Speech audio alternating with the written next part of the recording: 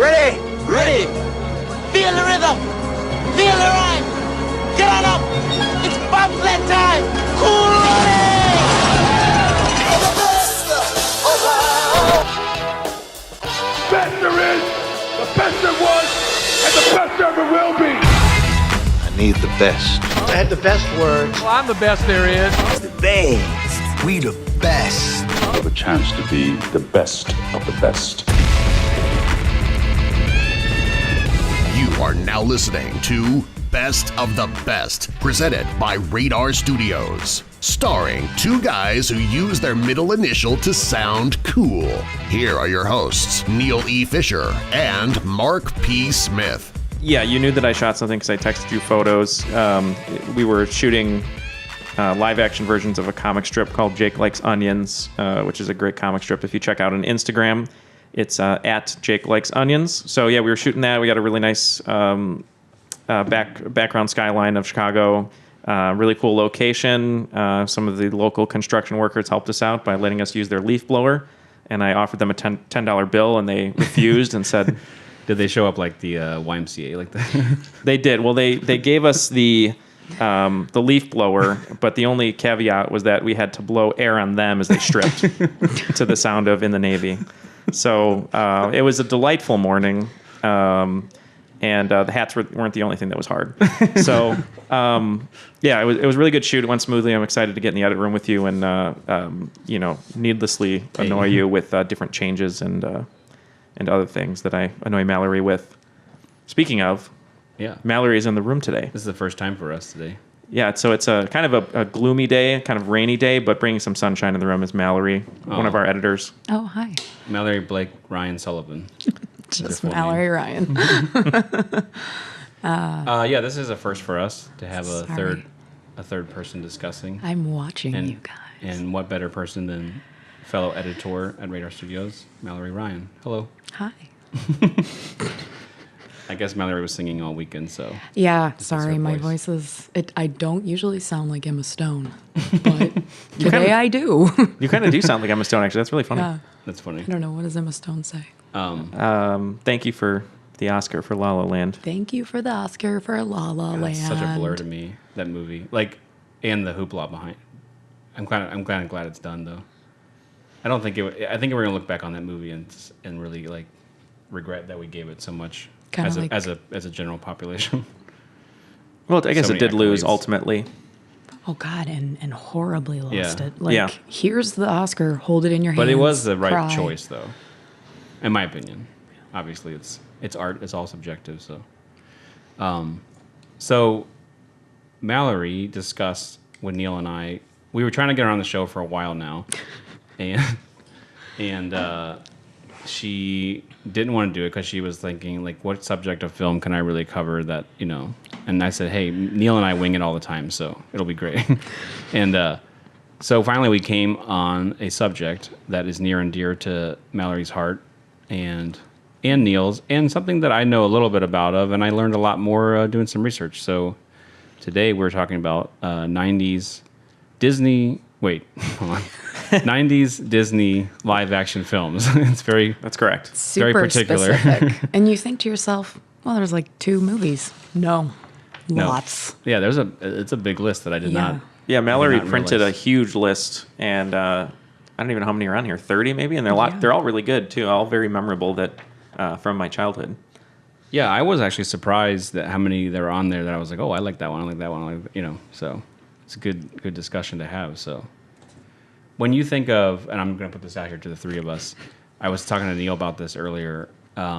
When you think of Disney films, do you think of live action movies or do you think of animated films first? Because I always think of animated films. I don't necessarily. Yeah, you have to think of animated. Yeah, Disney princesses. The Empire. Yeah. The little mustache of Walt Disney. And Mickey Wait, what? Mouse. I just think of like the John Waters mustache of Walt Disney. Oh, how long did he rock that? Oh, the. I think it's still there. It's or frozen. The Michael Jordan mustache. Okay.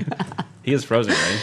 He was like, you can freeze my head, but make sure the mustache stays. Is that really true? Is he really frozen? No, I think that's a rumor. That is like a big rumor. Him and Ted Williams, right? Yeah, Ted Williams. Yep. Oh, that's not too No, bad. that's a little thicker. Disney was a Nazi, right? Yeah, he was. Nazi sympathist? I don't know. That's a good question. Way to bring it down. I'm just bringing some reality to it. That's all. Okay.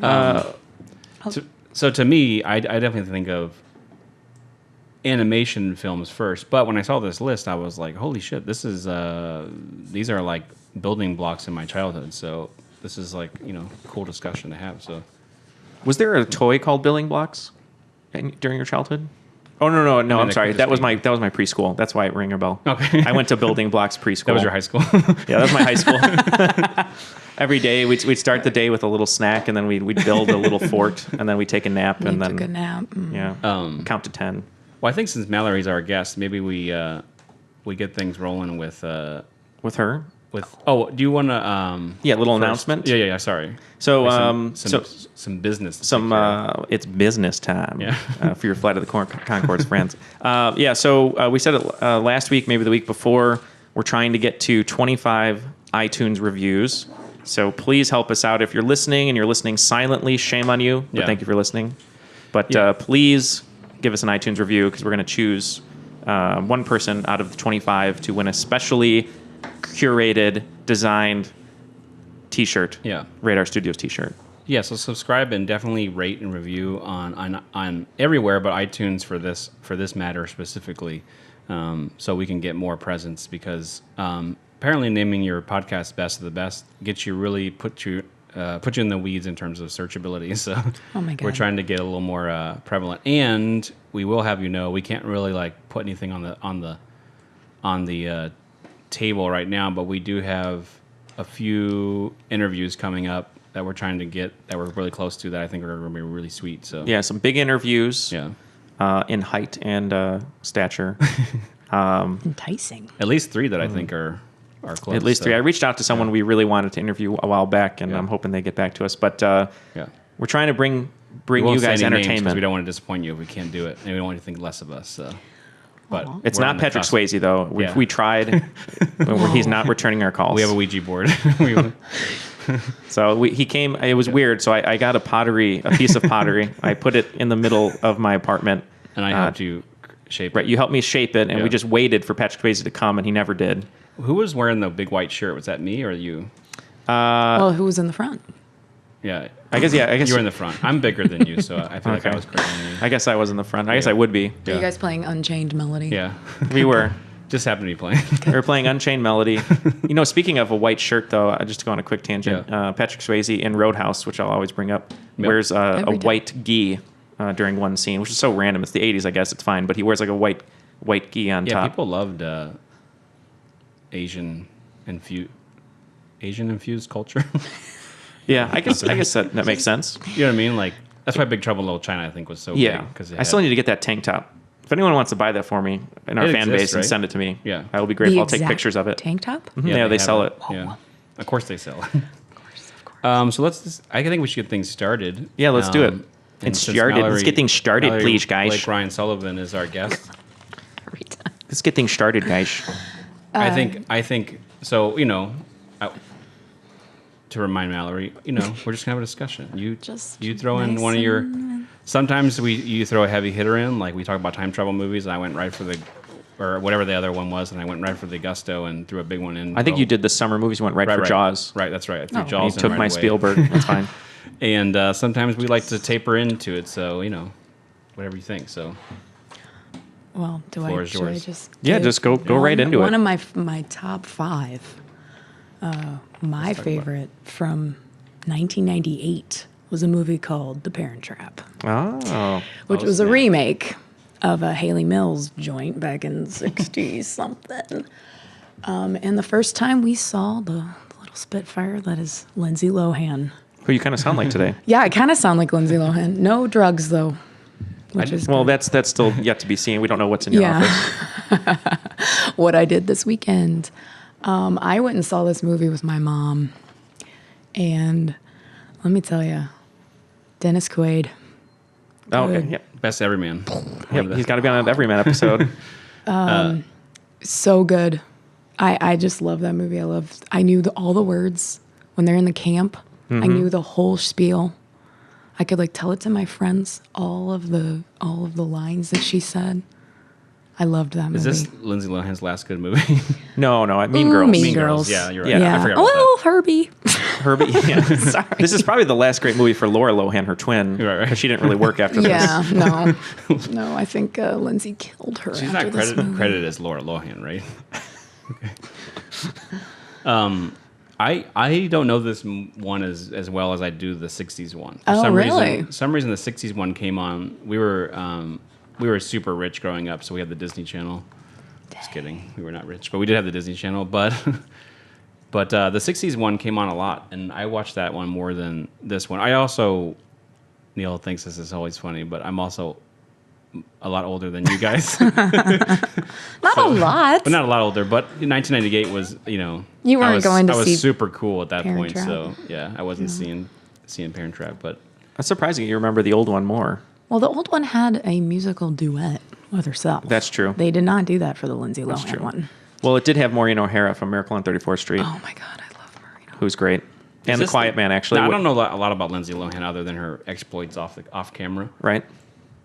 And I know Mean Girl. I know that she's I don't think she makes Mean Girls, but it so happens that she's in a good ensemble. Right. I would say, my opinion. But you think this movie is her coming out movie? I'm not sure. Like, I don't know. Yeah, it what was the first one that she was in. This is pre-Freaky Friday, right? Pre-Freaky that's a Friday, great one, which too. I forgot that she did. She made a that name was- for that herself was 2000s, I think, remaking. right? Freaky old Friday is a movies. good movie Yeah. with Jamie Lee Curtis. That I was actually early do like aughts, that I one. think. Now, that was before Mean Girls? Yes. I mean, had to have been. Yeah. Yeah, Freaky Friday was 2003. Yeah. 1 year. 1 year, Okay. yeah. That was probably her best 2 years right there then. Yeah, and then it just. Oh, Life Size with Tyra Banks. I forgot about that. Doing the boot. Oh, no, she's a little too young to be doing I booty never even tooch. heard of movie Labor Pains. Oh, yeah, that one didn't do oh so my well. God, just my luck. Oh, early- the only reason I watched that was because of Chris Pine. Chris Pine, yeah. There's a lot of movies I only watch because of Chris Pine. So That's same with Neal. Yeah, I had to say, Chris Pine, I didn't give him a lot of credit as an actor, and then I saw Hell or High Water, Oh, he's great in that. and he's so good in that movie. I want to see him in more. He's really good in He's a good leading guy, you Wonder know? Woman. Yeah. Very, very good. Probably my Oh. favorite performance of his, actually. I had to see that. Yeah. okay. But speaking of Freaky Friday, Yeah. great cast. Like Mallory said, Dennis Quaid is the dad, and then Natasha Richardson, who Wait, we're speaking of. Parent Trap. Okay, sorry. You said Freaking Friday. Did I say Freaky Friday? Yeah. Oh, I'm sorry. That's sorry. okay. But yeah, no, great movie. Dennis Quaid is. If I was a lady, I'd be into Dennis Quaid for sure. I mean, I was Something- into Dennis Quaid and I was 11. I Something was ab- like, oh my something gosh, about him. he's He's so like- cute and like charismatic. He's Kevin Costner-y. Maybe we'll have Mallory on our best everyman role Yeah. or episode Oh my because gosh. We keep threatening to do Kevin it. Costner. well, we do Yeah. Kevin Costner, we think Dennis Quaid, Kevin Bacon, Yeah. Ooh, so many, Kurt Russell. Yeah. Bruce Willis. I don't know if he's an everyman Is- though. Is Swayze on that too? Swayze. He's a little larger than life in my opinion. That's like a. That's hilarious. Were you going to start talking about Natasha Richardson? I was, yeah. Who was Liam Neeson's wife. Yeah, tragically killed. She Oh, was man, great I in forgot that. about that. In the movie, she gets drunk because she's going to see Dennis Quaid. Mm-hmm. And she gets drunk because they're in London. And she is hungover. And I didn't know what that was when I was Oh, like that why she was age. acting And weird. she drinks like a concoction that tries to like sober her up. And she was so great in that. Well, I think she'd be proud of Liam Neeson after she passed away. I mean, he kind of dove into his work, and now he kind of had a career resurgence. Well, so yeah, Taken 1, 2, 3. yeah, basically anything with him and a gun and beating people up. I don't know. I would say, not that I hate on Taken movies, but I would almost say he went backwards in his career. Well, Taken. I mean, if you go from like Schindler's List to well, Taken, yeah, Taken is amazing, but the other no, ones I know, are bad. I know. I'm not hating. 2 on and him. 3 I'm are just bad. saying in the general zeitgeist of like actor Right. stuff. I would say that's probably. So this is your first official submission, Mallory. Yes. You might not know Sorry, this, Mallory, I but put two hearts next to that on my list. Oh, Oh, okay. Because it was near and dear to my heart. Now, I don't know if it's the best of the best. I did not put that on my list at all, so that's good. Oh, I'm glad we're okay. yeah, it's Putting good to it get out that there. perspective here that we don't usually have. Well, I had to, shoot for the ladies in the audience. right. Well, Mark, I know, just came up to me. He's like, "I'm just going to talk for an hour about Flubber." So that's the bench. man. That's the mark that we're trying to hit. the original one though, because I'm much older than you guys. You watched the Jerry one Lewis. with... Hey, ladies. Neal, Yes, sir. What do you got to throw in the mix? You want me to go in? Yeah, go throw a movie in there. All right. Well, Mallory might have 2 hearts next to Parent Trap, but I have 3 hearts next to a movie that I absolutely love. Dang. I haven't watched it in a long time now, and I completely forgot You're about gonna it. take my movie. I know it. I know I am. I don't know if I've talked about. I think I have about a movie with Frank Whaley called Career Opportunities that had someone I had a crush on, which I think I've mentioned before at the time, which was Jennifer Connelly. Oh yeah. And in this movie, she looks like a movie star from the golden age of Hollywood. Yeah. You have Timothy Dalton playing a Nazi, which is crazy because it's James Bond being a Nazi. You have Old Hollywood, which is I'm obsessed with. You have a little Howard Hughes B story there by Terry O'Quinn from Lost. It would be Billy Campbell starring in The Rocketeer, which is from intro. Thank you. Which is from 1991. It's directed by Joe Johnston, who you might recognize as the director of a very similar movie, Captain America: The First Avenger. Yep. I was thinking about that actually. Yeah. Thematically, they have a lot of. lend That's each right in his other. wheelhouse of 1940s. Very similar. Aesthetic. So first of all, Rocketeer, it was based on a comic strip or a comic character by Dave a Stevens. graphic novel, right? Yes. I think I read it. It's kind of graphic. I mean, it really is. It's a graphic novel that's graphic? Yeah, it's like not for kids. Well, it does say that it first appeared in 1982, and it's an homage to Saturday morning serial heroes of the 30s, 40s, and 50s, which is basically like Indiana Jones 2, which I think is why it works so well. So yeah, the film is in 1991. This might be like Billy Campbell's best role. I mean, I think this was sort of like his coming out party, but he never really... He was on a show in the 90s. I'm trying to think of what that was called. Once and Again, Seal Award. Yes, it was throw Once in and that. Again with Sealer. No, that's right. He was the dad. And then I was always like, that's the Rocketeer guy. Yeah, he hasn't really been... I mean, he's done a lot of really good work, but I know he's been nominated for Golden Globes and stuff, but this is really like his big role, and he's great in it. But the cast is really great. So like I said, Jennifer Connelly, of Alan Arkin, Timothy Dalton, Terry O'Quinn from Lost, and then you have Paul Sorvino, and a little appearance by Clint Howard. And then for you Office fans, Melora Hardin, who is on The Office, sang in this movie. She's one of the singers. Oh, she's on Steve Carell's lady in that show, right? And then she was the manager. I'd have to ask my friend Jeff because I couldn't, off the top of my head, tell you what her character name is on The Office. I But think she's his boss, and then The they boss. start And then dating. she was pregnant one day. I think she plays Jan Levinson. Yeah, Jan. So yeah. Anyway, I love this movie. I think it's a perfect blend. I'm having a little trouble with my my filter there. Sorry, just you hear that? It's not my beard. I don't have one. But yeah. Anyway, The Rocketeer. It's got really, really great action. I love that he uses a jetpack. When I was a kid, I always thought that was like the coolest thing. I'm a huge fan of Art Deco. My favorite building in New York that I visit often is the Chrysler Building. I love Art Deco. There's a lot of Art Deco here in Chicago too. Motif. There's a lot here in Chicago as well. Yeah. I love that there's the Howard Hughes angle. There's the Nazis. Anytime someone's going up against Nazis, it's always entertaining to see them come down. But great cinematography by Hiro Narita. And Joe Johnston just does a really great job with this film. And I love it. I didn't know that he was the same director. Mm-hmm. Yeah, he does a lot. He first did a lot of Avenger. good films, and it's good to see that he's like still doing cool, like prominent movies now. I feel like the 90s or the end of the 80s really was his bread and butter, because he had Honey, I Shrunk the Kids in 89, then he had Jumanji in 95. Great. Rocketeer. But then he kind of, Jurassic Park 3, not so much. The Wolfman, not so much. But then or I guess October Sky was really great in 1999. Yeah. But it's a surprise that he's still prominent, like making big movies now. Because a lot of those guys, unless you're Scorsese, you're not making any. Well, a lot of them aren't. They're not making like the big Marvel movies. Yeah. So. Well, not to bring it back to Spielberg, but the reason his career has kind of lasted so long is he worked on Star Wars as a visual effects artist, and then he actually won an Oscar for his work in visual arts for Raiders of the Lost Ark. So he's good friends with Spielberg and Lucas. I didn't know they gave an Oscar out for visual arts, but did I say visual arts? Basically, he just drew a lot on cardstock. Visual effects, okay. But yeah, he was one of 4 to win an Academy Award for Best Visual Effects for Raiders of the Lost Ark. But yeah, Spielberg is good friends with him, so he's he been was in a the producer business. on Willow, which most people here at Radar haven't seen. Which Love bothers Willow. me. Love Willow. I haven't seen We're going to Willow. do a haven't? whole episode on Willow. I'm sorry. Actually, They're we gonna should. kick me out of the group. But let's do a commentary, a There- live commentary. The Rocketeer for me is right in that late '80s, early '90s like badass movie. Like that was right when I was like my most prominent like movie theater going.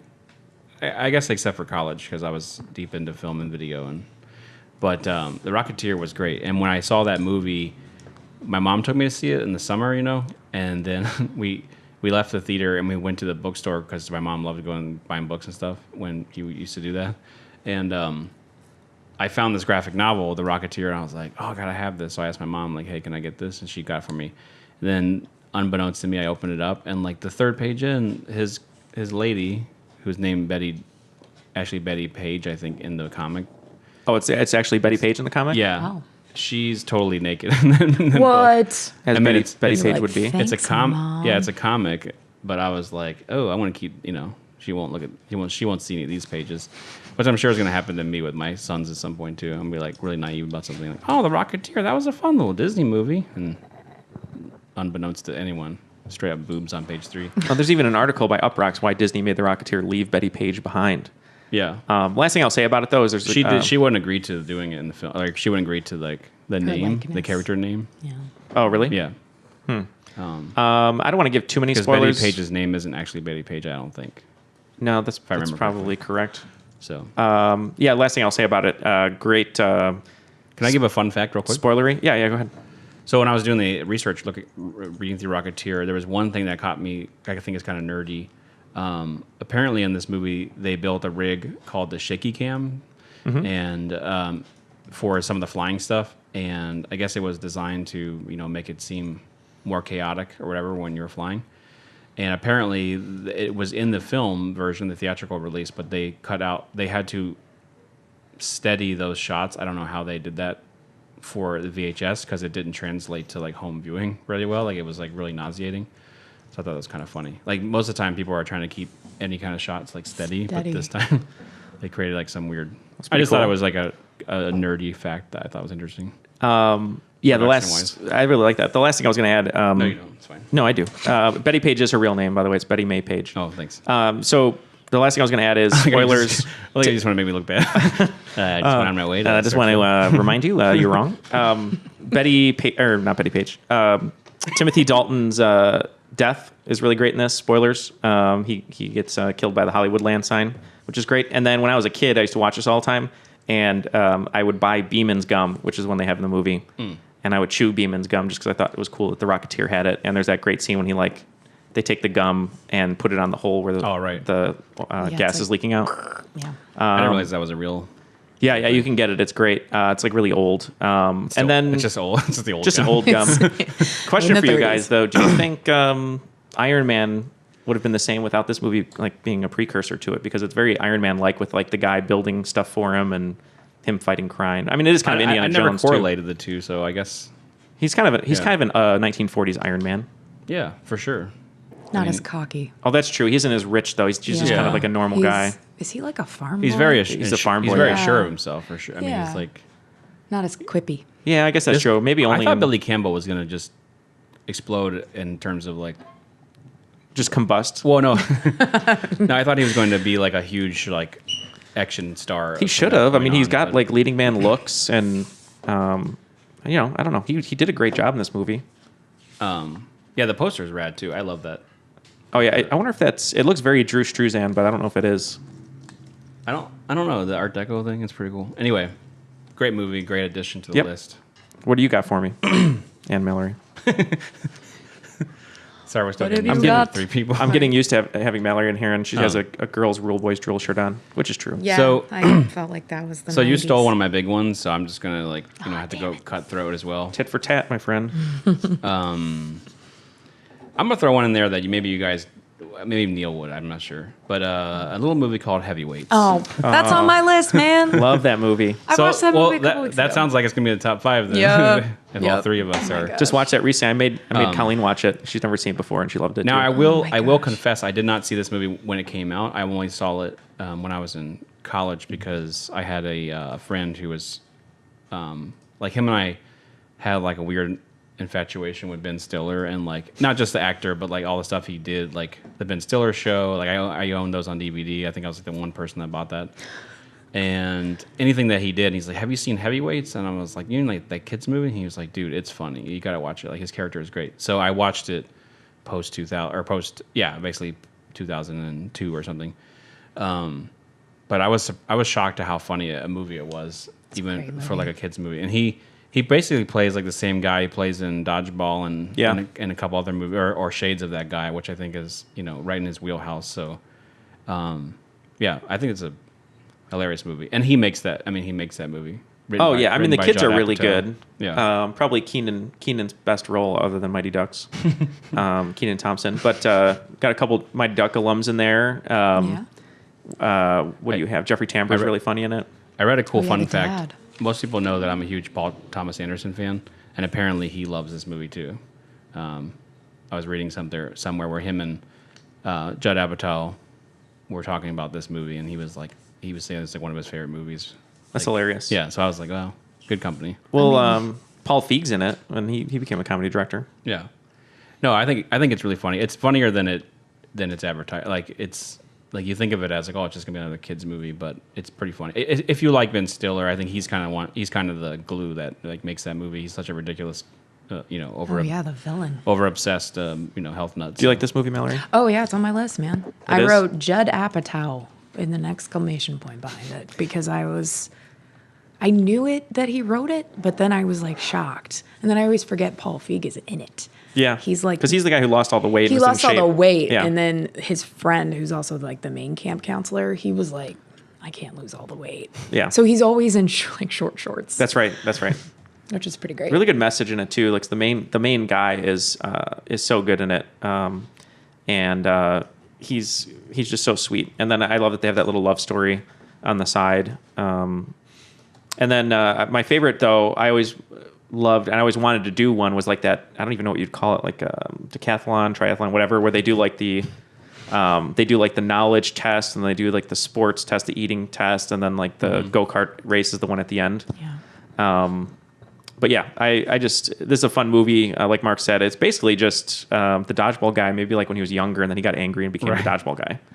Yeah, he's a little more ridiculous in Dodgeball, but this is I don't know. Maybe that's a subjective comment, but yeah, I think it's really funny. So I wanted to throw it in there, and I'm glad you guys appreciate it as well. So there's a great scene where they finally once they capture him and then they let loose and they had like a pizza guy come. That's right. And the pizza guy delivers like 45 pizzas. And it's just like slow motion shots of these fat little guys just like spraying like whipped cream and like eating nachos and just like going to town on this food. And I was like, man, that'd be great out in the woods. I'm assuming you guys have never been to a fat camp before. I've not Have you? been to a fat No. camp. Oh, I was thinking like if my kids were like overweight, I don't know if I could send them to a fat. Like it seems like that whole scene it with seems Jeffrey. like a real judgment on your children or on yourself because you raised them a certain way or whatever you like, and then they're like, hey, you're gonna go to a camp where you're just gonna like work out and be told how heavy and gross you are. Well, in the beginning of how the camp was in the beginning before Tony Perkis was like, we're not trying to get the kids to lose weight. We just want to have all the fat kids together. Yeah, and have fun. And like have fun together where right. they're not the fat kid.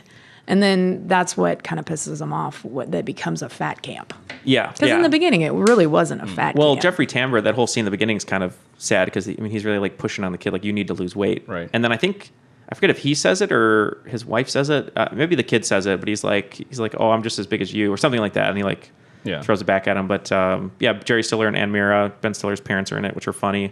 One thing that's kind of funny is if you type in like the cast of Heavyweights, Cody Berger, who's one of the kids, for some reason Johnny Galecki's picture is under his, but that's not him. That's not him. He plays.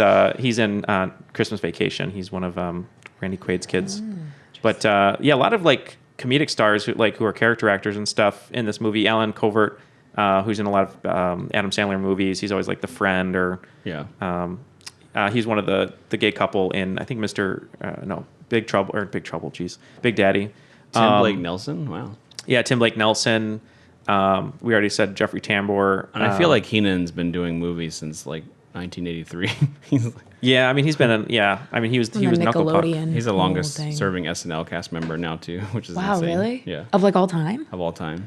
Yeah, I know a lot of passed people Tim disagree Meadows. with me, but I think he stinks on SNL. He's okay sometimes, but Well, they kind of he only plays like He does. he plays the same character every time. Yeah, I mean, I think he has his thing. Yeah, I think he does the weird neighbor really well.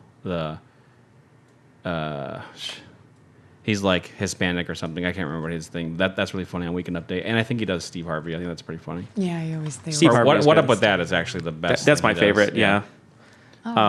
He has a few good characters. They just kind of Yeah, Willie. they That's just it. throw him in there a little bit. Yeah, great pick though. Heavyweights is great. I'm glad I rewatched it recently too. All right, Mallory. Do you want to stay on a Keenan Thompson run and Well, you go tell to me. the This is Mighty your- Ducks? Oh, How about that? First Mighty was that Ducks? on your yes, the first Mighty Ducks. Although we can talk about the second one. Well, and the third one came out in the 90s, but So Sans. well, here's the Keenan thing. Thompson, 'cause Here's he's the not thing in the first one. on he's best. not in the first one. He's Oh, Knuckle well, Puck. He's in the second one. Here's the thing on Best of the Best. We try not to lump anything into a trilogy, even if okay. it's a great trilogy. So we try to just let's- focus on whatever the. We're gonna just talk about the first one then. So D1. D1. Yeah, I don't think they called it D1. Now, remind me, was Emilio Estevez in the beginning? Was he like driving intoxicated? I'm trying to remember why he had to do community service. Well, yeah, he did something bad. Yeah, and it's something thought he adult. did, yeah. Let's see here. So he's a Gordon successful Bombay. Minneapolis defense attorney, which is funny for the Ducksworth, Saver, and Gross firm, and they never lose a case. Yeah, he embarrassed a judge. He goes out drinking, and he's arrested for drunken driving. Yeah, Which is crazy to think, it like, did- because I remember the scene. He was like drunk. man. Yeah, And like, I does did- he drive the limo? I gotta remember. Yeah. I did not remember that, but you're right. And yeah, I mean, that's the reason he had to coach these ragtag group of kids. Classic story. Apparently, the original script for this, it was like a former hockey player, and it was really dark. Like he was like a shell of a man that like couldn't play hockey anymore because he got in a lot of whatever extracurricular troubles and stuff. And then he basically like found his way back to redemption, coaching this. Well, it's not at all what this shades movie of that is. are still in there. I though. guess so. Yeah. I mean, he was a former hockey player, and weren't his like knees were messed up or something. Yeah, I or think so. He couldn't do it. He couldn't go as fast. So why did you pick this movie? Because it's one of my favorite movies. And when I was growing up, I have two older brothers. Oh, okay. And they loved hockey. And so we watched this a lot. Was that why you love hockey? I love hockey because I had two older brothers, and You're always wearing jerseys here. I didn't grow up in a hockey town. But when I was a kid, we had an AHL team in Kansas City, and we would go to those all the time. And then we'd drive to St. Louis and see the Blues. But yes, my love of hockey come from my brothers and this movie. And I love Emilio Estevez in it. A lot of like rousing sports speeches and like Yeah. they, Quack. they quack, save yeah. quack. I would say that this movie came out at the perfect time because this was, in my opinion, the height of NHL. Like, even Yeah, it was, though like, like cool here in in the Chicago 90s. we have the Blackhawks who have been like a dynasty pretty much in the last 10 years, but in the 90s, because of especially like grew up in Florida, street hockey was like exploded. And that's when I think a lot of people, like Floridians and people that live in warmer states, actually got into hockey. Because that was, I think the ratings for like the All-Star game that year were like better than basketball. And because that was like right in Wayne Gretzky's, like, Tail end of his tail career, end, but yeah. yeah, And Mario I mean- Lemieux. And there was like, some great, I don't know. I love this movie as well. I think it was great that they made like an actual team, like Yeah. with the logo and stuff. It sucks that they're not owned by Disney anymore because I hate their new colors and logo compared to the. Yeah, they're trying to make the duck look like badass. Yeah. And that's like, wow. But that hockey mask with the Donald Duck shape is like one of the best. Well, I used to Best have logos the. I think we went to Disneyland or World, and they had the really Is it awesome. in Florida? No, maybe it was land. Maybe Okay. no, I can't remember. But they had the really cool Mighty Ducks hat. Like that, Yeah. it was like the duck bill had Maybe the it was holes in it. Disneyland because Anaheim would have been. 'cause Oh that's yeah. where- Right, Yeah, that right sounds in there. that makes sense. It's cool that because that team is named after this movie, right? Yeah. Okay. Yeah. And Yeah. because Disney owned that team and then they sold Yeah, it. it was and part of now- the expansion where Yeah. they brought hockey to Florida, which Yeah. was like, what? Yeah, Florida Panthers and the Dykes, the Mighty Dykes. That would have been a different movie. That's a roller derby team. Is this on your guys' list? I had it on my list. Yeah. Yes, it was. Okay, great. Directed by Stephen Herrick, who we talked about We talked about one of his films recently, haven't we? What is the other one he made? Bill and Ted? Yes. Oh, wow. Last episode we talked about time travel he did movies. Don't Tell Mom the Babysitter's Dead with Yeah. Christine Applegate. That's a great one, too. Yeah, he did. He's got a... That was good. And he did The Three Musketeers, which is a movie that is on this list. It's on the list, yeah. Which you wouldn't think. Because it's like an adult movie, I feel like, that one. Yeah. This is a fun fact I'm going to throw out there that I read because I'm a big fan of Jake Gyllenhaal. He was, I guess, the lead pick for this movie. Before Pacey? Over Joshua Jackson. Oh, man. And his parents wouldn't let him do the movie for whatever reason, maybe school or something. I don't know. Well, it worked out. They, I mean, and also Leonardo DiCaprio actually auditioned for the same role, so that's pretty funny too. I could see Leonardo DiCaprio if his hair was kind of wavy and he had to like constantly adjust it. You know. I don't know, not Minnesota enough. Oh, you're right. Yeah, I feel like Joshua Jackson looked like a Minnesota guy. Yeah, you're right. Yeah, he looks like a normal like American dude. American kid. But Joshua Jackson, he's done movies after this, but I don't really know him. I mean, he did that one horror movie that I guess I kind of remember, but I know what you did last summer. Was that it? No, there was one recently. It was like where he's in Japan. He's like a photographer. It's like a kind of Japanese horror movie. I can't remember the name of it. But, oh, wait, did I say? No, that's right. Not right. But I feel like I remember him mostly because of this movie or this series of movies. I think he was in the second one too, right? I think they he was play in Iceland. all three of them. Yeah. Oh yeah, no, he was there. I think the one thing I really like about this movie is that sorry, he was in the other movie, the Skulls, right? Oh yeah, Skulls. That's right. So that was I guess that was pretty prominent. This movie is just chock full of like great '90s actors. Just like kid actors. Oh, Eldon Henson, who's now in Daredevil. Oh, that's Froggy right. Nelson. You're right. When he came on the screen, I nearly crapped my pants. Wasn't he like the big scary guy, the tall one? Yeah, like he was kind of kid? the enforcer. On the enforcer. team. Yeah, the goon. Wow, there's a lot of these guys. I don't know what they do now. Man, it's so funny seeing these guys as adults, and then you realize what they look like. From the movie. The guy with the glasses, not as an adult, but he's right here in the middle. He had glasses on in the movie, but now you're like, oh, wear glasses. Yeah, you're right. And then Brandon Adams, one of my favorite performances of him is People Under the Stairs. He was the lead in that. Yeah. But I used to love Joss Ackland, who played Hans. And I always love that scene when he's like sharpening skates. And I always thought it was like so cool that the skates were so sharp. And then I wanted to like play hockey, but I try skating on ice and I can't stop. So that's why I don't do it often. I don't know how. That's why I don't do it often. Yeah. I still do it, but Lane Smith is in the movie. He always plays a good villain. I'm sure you guys recognize his face. Oh, yeah. Was he the other lawyer? No, he was. He coached the like badass team. Yeah, he was the rivals. And there was a kid on the team that like left the Mighty Ducks. Yeah, it was the Was he like the rich kid? Yeah, it was and like he was like, I'm gonna go to the better team. Yeah, it was like the good-looking kid who like didn't want to be with the ragtag group of kids. Oh, that's a loss. He came back in the end though. I thought He did, I think what does Emilio Estevez do now though? he's a director. Oh, I know that, but has he made anything recently? He made that one RFK movie, right? That was the one. Well, yeah, he made that. He made that was good. He made a Behind movie the called Green Door. Not The Walk. I thought he made Behind the Green Door. He made a movie with his dad about hiking. Sounds great. You want to watch Martin Sheen walk up a hill? There you go. Yeah, exactly. That's the whole movie. Let's see. He directed The Way. That's what it was called. I thought it was called The Walk, but it's The Way. It's been a while. And then He did Bobby. Wow, Bobby was 2006. That's crazy. yeah, that's been a while. thought it was Looks like like he has one in post production though, 2012 called The Public. Let's see what this is about. In the Public, an unusually bitter Arctic blast has made its way to downtown Cincinnati and the front doors of the public library where the action of the film takes place. So it's like a one location single movie. set. One location movie. Yeah. I don't think I've seen one in a library before. That's good. In Cincinnati, like they have Breakfast Club. libraries in Cincinnati. It's kind of like Breakfast Club. You're right, it is.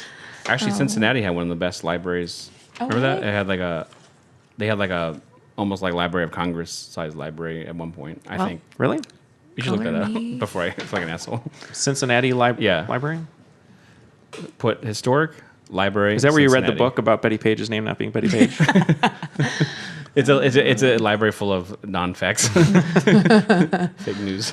I could be wrong about this. I thought it was a pretty robust library, but Maybe. Anyway, that's a topic for a different show. Yeah. Topic for a different day. So that was Mallory's submission, Mighty Ducks? Yeah, I think. And I think it was on everybody's. It was, yeah. It was on mine. everybody's list. I mean, it really was a movie that was the 90s. It is Very really the 90s. Yeah, you're right. It is, yeah. I mean, it's sort of our generation's Bad News Bears. Yeah. So far we have Heavyweights, Mighty Ducks, which are both behind the same creative team, pretty much. Yeah. The Rocketeer and Parent Trap, I believe, in the mix on the board. Yep. Yeah. Although Parent Trap, I think, is. That's a good one, though. That was my first submission. Is that me? Am I next? All right, Neely Dan. Yeah. All right, Neil and Dan. I'm going to do some honorable mentions here. Oh. All right, so very quickly, The Straight Story. You might recognize it's sort of a drama with Richard Farnsworth, who is the oldest male actor ever to be nominated for a Best Actor Oscar. That's the one where he's on the lawnmower and he drives. It's basically like Forrest Gump if you took the running scene but made it into an entire movie. Sounds exciting. he wasn't running. Yeah. Shout out to Paul Walker. I'll See You Again. He was in Meet the Deedles, the surfing movie, if you remember that. No Vin Diesel in that. Did you say I'll see you again? Yeah, I'll see you again. I'm just referencing the song. Okay. Oh, my gosh. Honorable mention to that one. Also, honorable mention to Thomas Ian Nicholas in A Kid in King Arthur's Court. Oh, my gosh. You know who else was in that movie? I know. Can we talk about the two actors that were yeah. in that movie? Oh, Mark, you don't know, Mark man. doesn't know. I don't know this. You ready to pull some gems out? Yeah, I just rewatched that. Are you putting this on the board or No, it's just No, I'm it's still an in- honorable mention. still an I mean, honorable it was an interesting movie, but I don't think It's no Rookie of the Year. No, based no. on the Mark Twain novel Connecticut Kid in King Arthur's Court. Yeah, they took out the Connecticut because they didn't want to bore the kids. Yep. Connecticut. That's how I who's remember to spell it. So who's the other?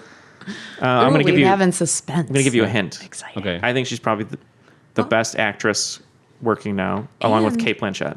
And he just watched her. Oh, you did just watch her last Yeah. night. You watched her getting drawn like one of her French girls.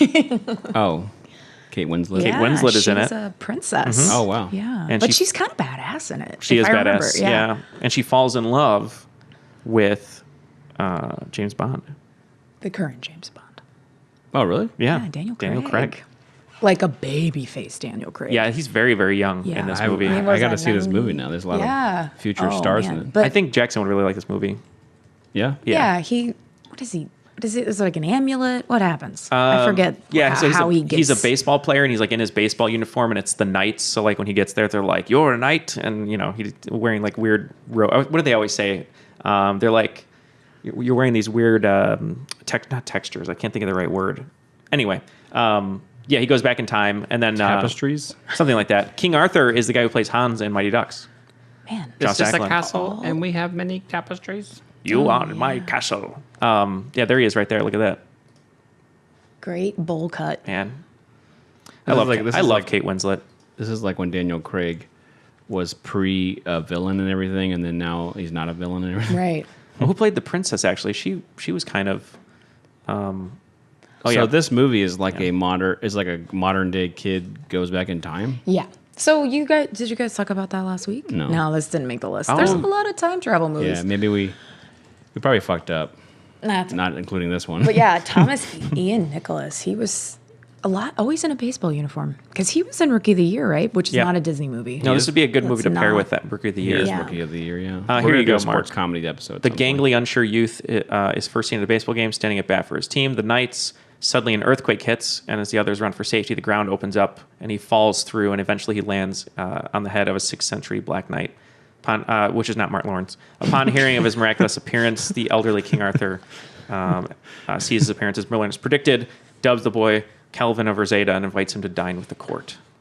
Yeah, you got to rewatch one. I had So this he on does, Clamshell. he does go back in time. It's not like another dimension where. No, he goes back in time. Okay. Yeah. But Yeah. then in England, I don't know how that happens. Yeah, that's true. Because everybody has a British accent. Yeah, I mean, he is in England. Yeah, he's in King Arthur time. Yeah, I guess it couldn't be America because that wouldn't be. No, that there wouldn't would be make no sense. medieval. He would have been shot by an arrow. Just be Native Americans.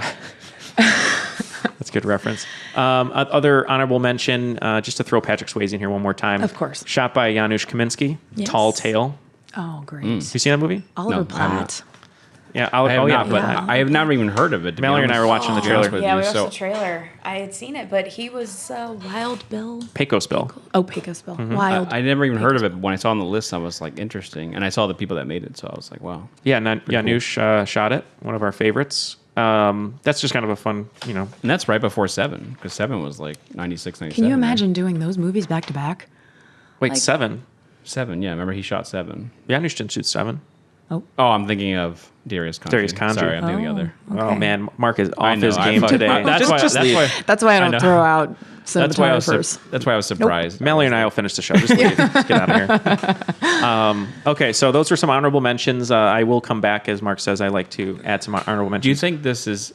Wait, he shot Saving Private Ryan first, right? No, Schindler's List, right? Schindler's List was his first collaboration with Spielberg. Yep. And that came after Tall Tale. Tall Tale was 95. No, not 95. Tall Tale was 90. Yeah, 95. Oh my god. So wait, he did Schindler's List. I'm just Tale? going to paint a picture for you. This is what I think happened. So he goes to Steve and he goes, "We just shot Schindler's List together, and we're gonna, I want to work with you again." And Steven Spielberg's like, "Well, let me just check my Rolodex, make sure. Yeah. I'm not sure if I want this to continue. I like you, but I'm not sure if I love you yet." Yeah. And then he's like, "All right, I'm going to go do some other movies and see what I can do." And then, he invites him back because he did Schindler's List, and the next Spielberg movie he did was Lost World, actually, which was kind of a big jump there. But, oh man, Janusz did Little Giants. Oh shit, really? And Adventures of Huck Finn with a baby. This is what I love about cinematographers is they have they're like, whatever. We're going to do Schindler's List, and then we're going to do Tiny Giants. I love this. So he Doesn't wins. matter. Think of this. He wins the Oscar for Schindler's List. Then he does Adventures of Huck Finn, Little Giants, How to Make an American Quilt, Tall Tale, Jerry Maguire, Lost World, Amistad, and then wins another Oscar for Saving Private Ryan in that time span. Man, he's just And then he's all Spielberg again. all Spielberg. All Why the wouldn't you be? time. It's a perfect gig. Just hang No, out. I'm not saying. Oh no, I'm just saying. Like, wouldn't that be awesome? Yeah. But anyway, those are some honorable mentions. I'll have some more coming back. You're stealing a lot of time here. I am sorry. You're fucking. Ooh, there's the explicit. We haven't had any honorable mentions yet. Bleeps. One of these I want to say it's my favorite Christmas movie, but I don't know if I'm going to include it yet.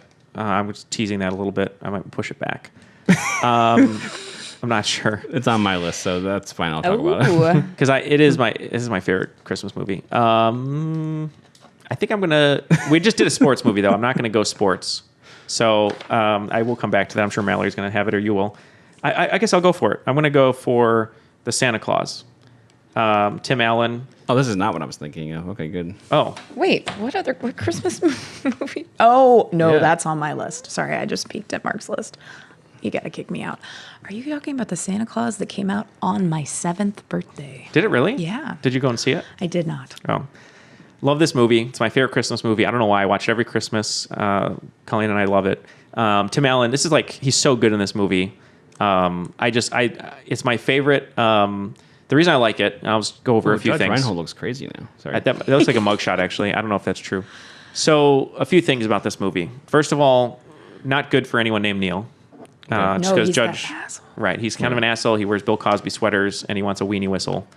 But great dialogue between him and Charlie. About if Santa Claus is real or whatnot. This is your favorite Christmas movie?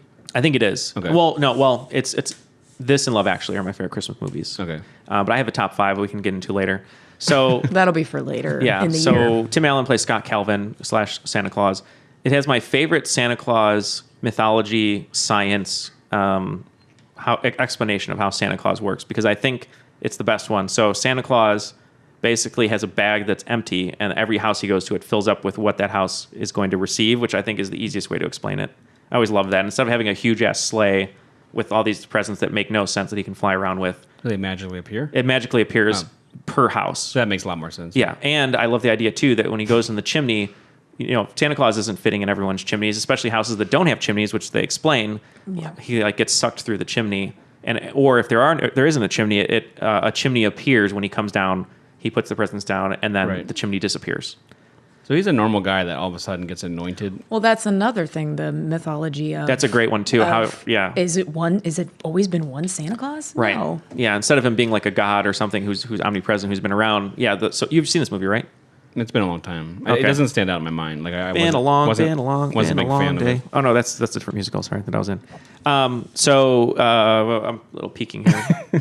Dante's Peak. So anyway, Dante's Peak. Too excited about the Santa Claus. I'm excited about the Santa Claus. So yeah, so the story is it's called the Santa Claus, Yeah. Lause, because it's a contract. So Yeah. Santa Claus dies on his roof, and whoever puts on the suit after the death of sort of a contractor becomes the next Santa Claus, and then is magically transformed basically until death. Yeah, pretty much until death. I mean, he can't just quit. So Bernard, who's played by David Krumholtz. Yeah, it's kind of like a curse, a great curse though.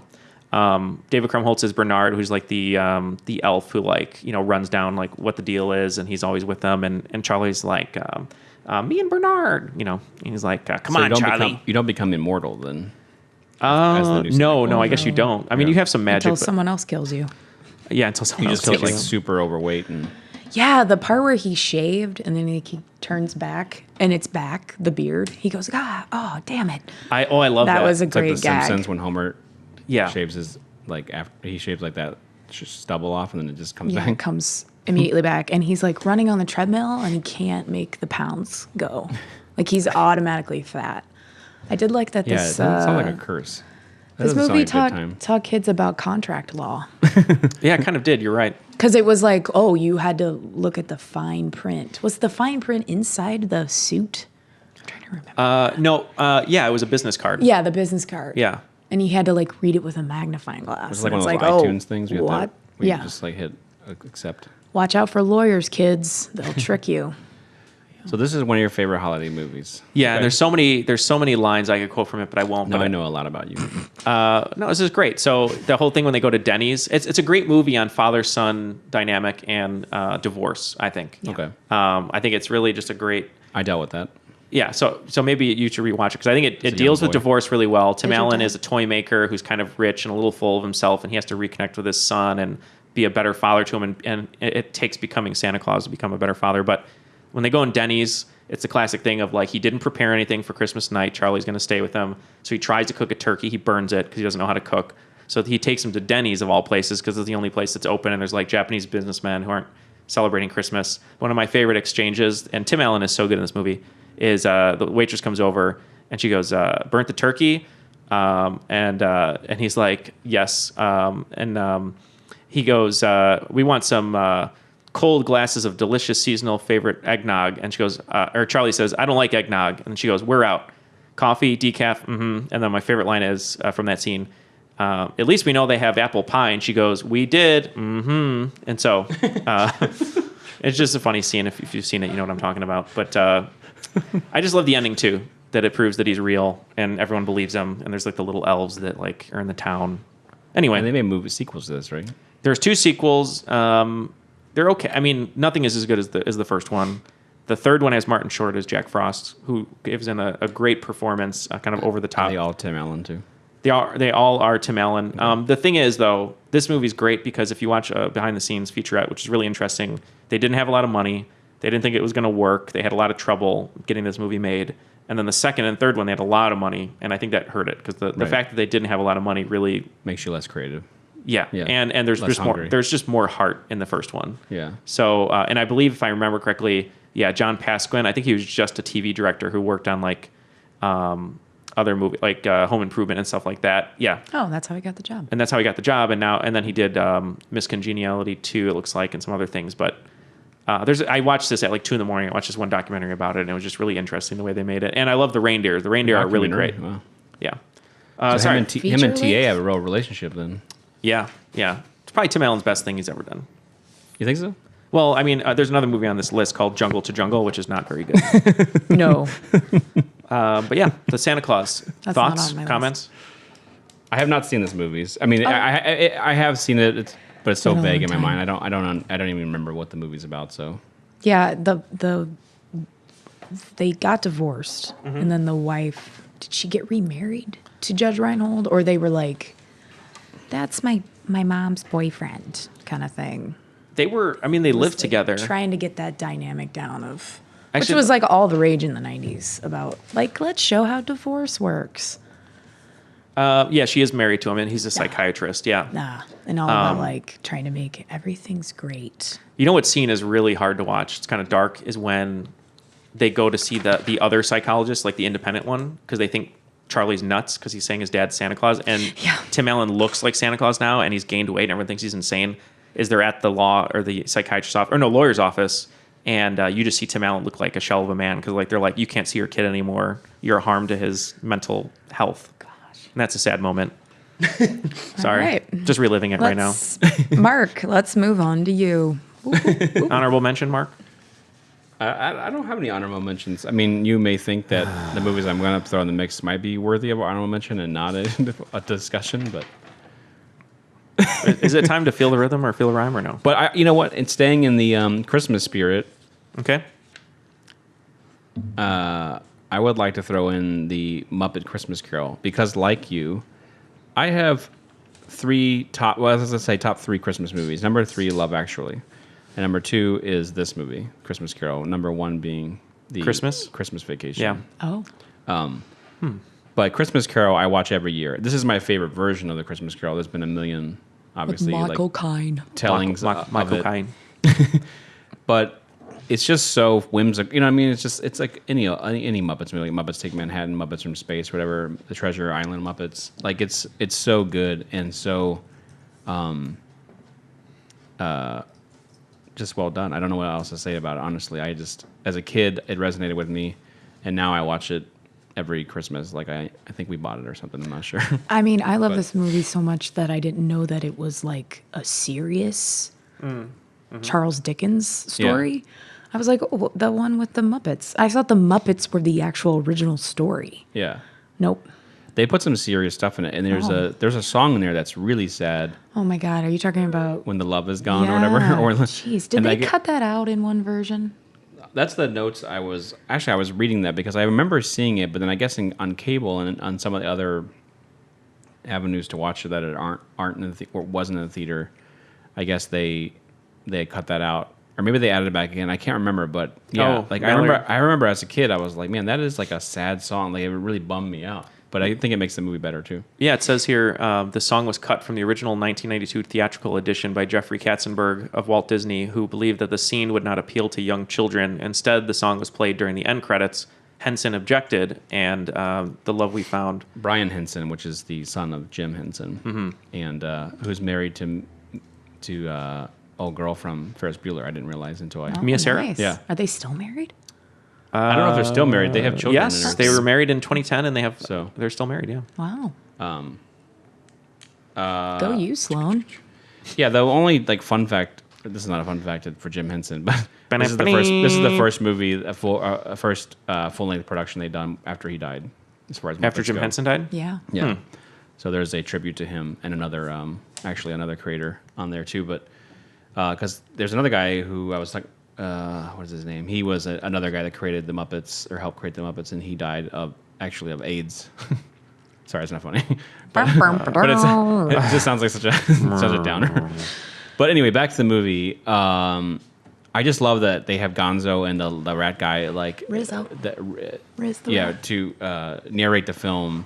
Yeah. Just like the book.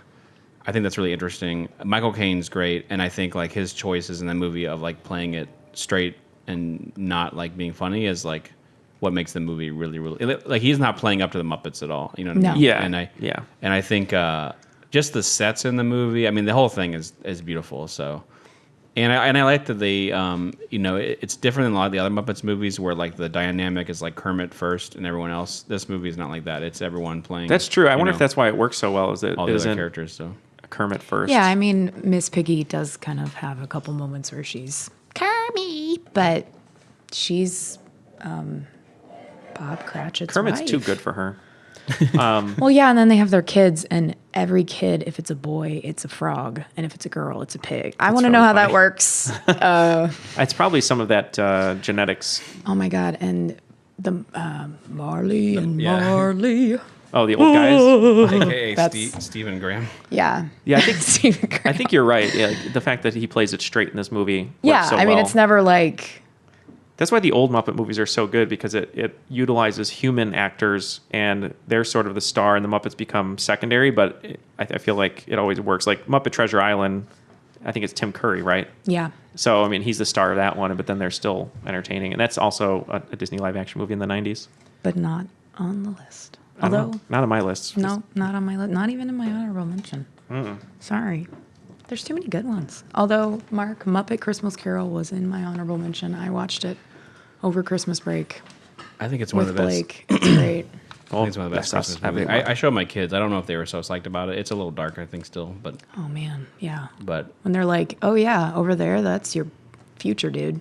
A grave. yeah. And like Michael Caine is losing it. He's like, "I don't want to do this, please." You guys have seen the movie. And I love how he's he lives in a world where he's the only Yes. Well, isn't he? his, that's right. His girlfriend and, Right, and his nephew Right. and niece are humans. Yeah. You've seen the movie The Trip with Steve Coogan, or no? Or have you? The I have Trip? not. The Trip. Oh, I recommend think it. There's so. two movies, The Trip, and I forget what the second one's called. It might just be The Trip 2, but just YouTube The Trip, Michael Caine, and it's two British comedians. It's Steve Coogan, and they do a Michael Caine impression back and forth, and it's really funny. If you like Michael Caine impressions. I can only say Michael Caine in Michael Caine. She was only 17. I think this is his best movie, and then Blow the second bu- is Jaws. So Jaws the Revenge. Jaws 4. What he doesn't want to Actually, put on Larry his Brown name. is a crazy, awesome movie. Harry Brown? Harry Brown, sorry. Harry Thank you. Brown. Larry Brown, the Larry Brown. ex-basketball Did you get that from coach. that Cincinnati library too? You checked it out. Oh, this Michael Caine movie, Larry Brown, looks great. It's like a total ripoff. You're thinking of Larry Crown with Tom Hanks. I was probably. actually probably thinking of Larry Brown, the ex Indiana Pacers cat. Oh, I remember basketball him. coach, He has like the skinny face with like the circular glasses. Yeah, the white hair, yeah. Yeah. So Great. Mallory's Great pick. Let's segue go around. right to Mallory. Speaking of Michael Caine, Michael Caine is not in the next Michael movie. Caine. I'm gonna say, The Shock, come back for you. Sorry. but actually, Judd Apatow's wife is in this next one. Leslie Mann. Yeah, mother of Maud and what's the younger one?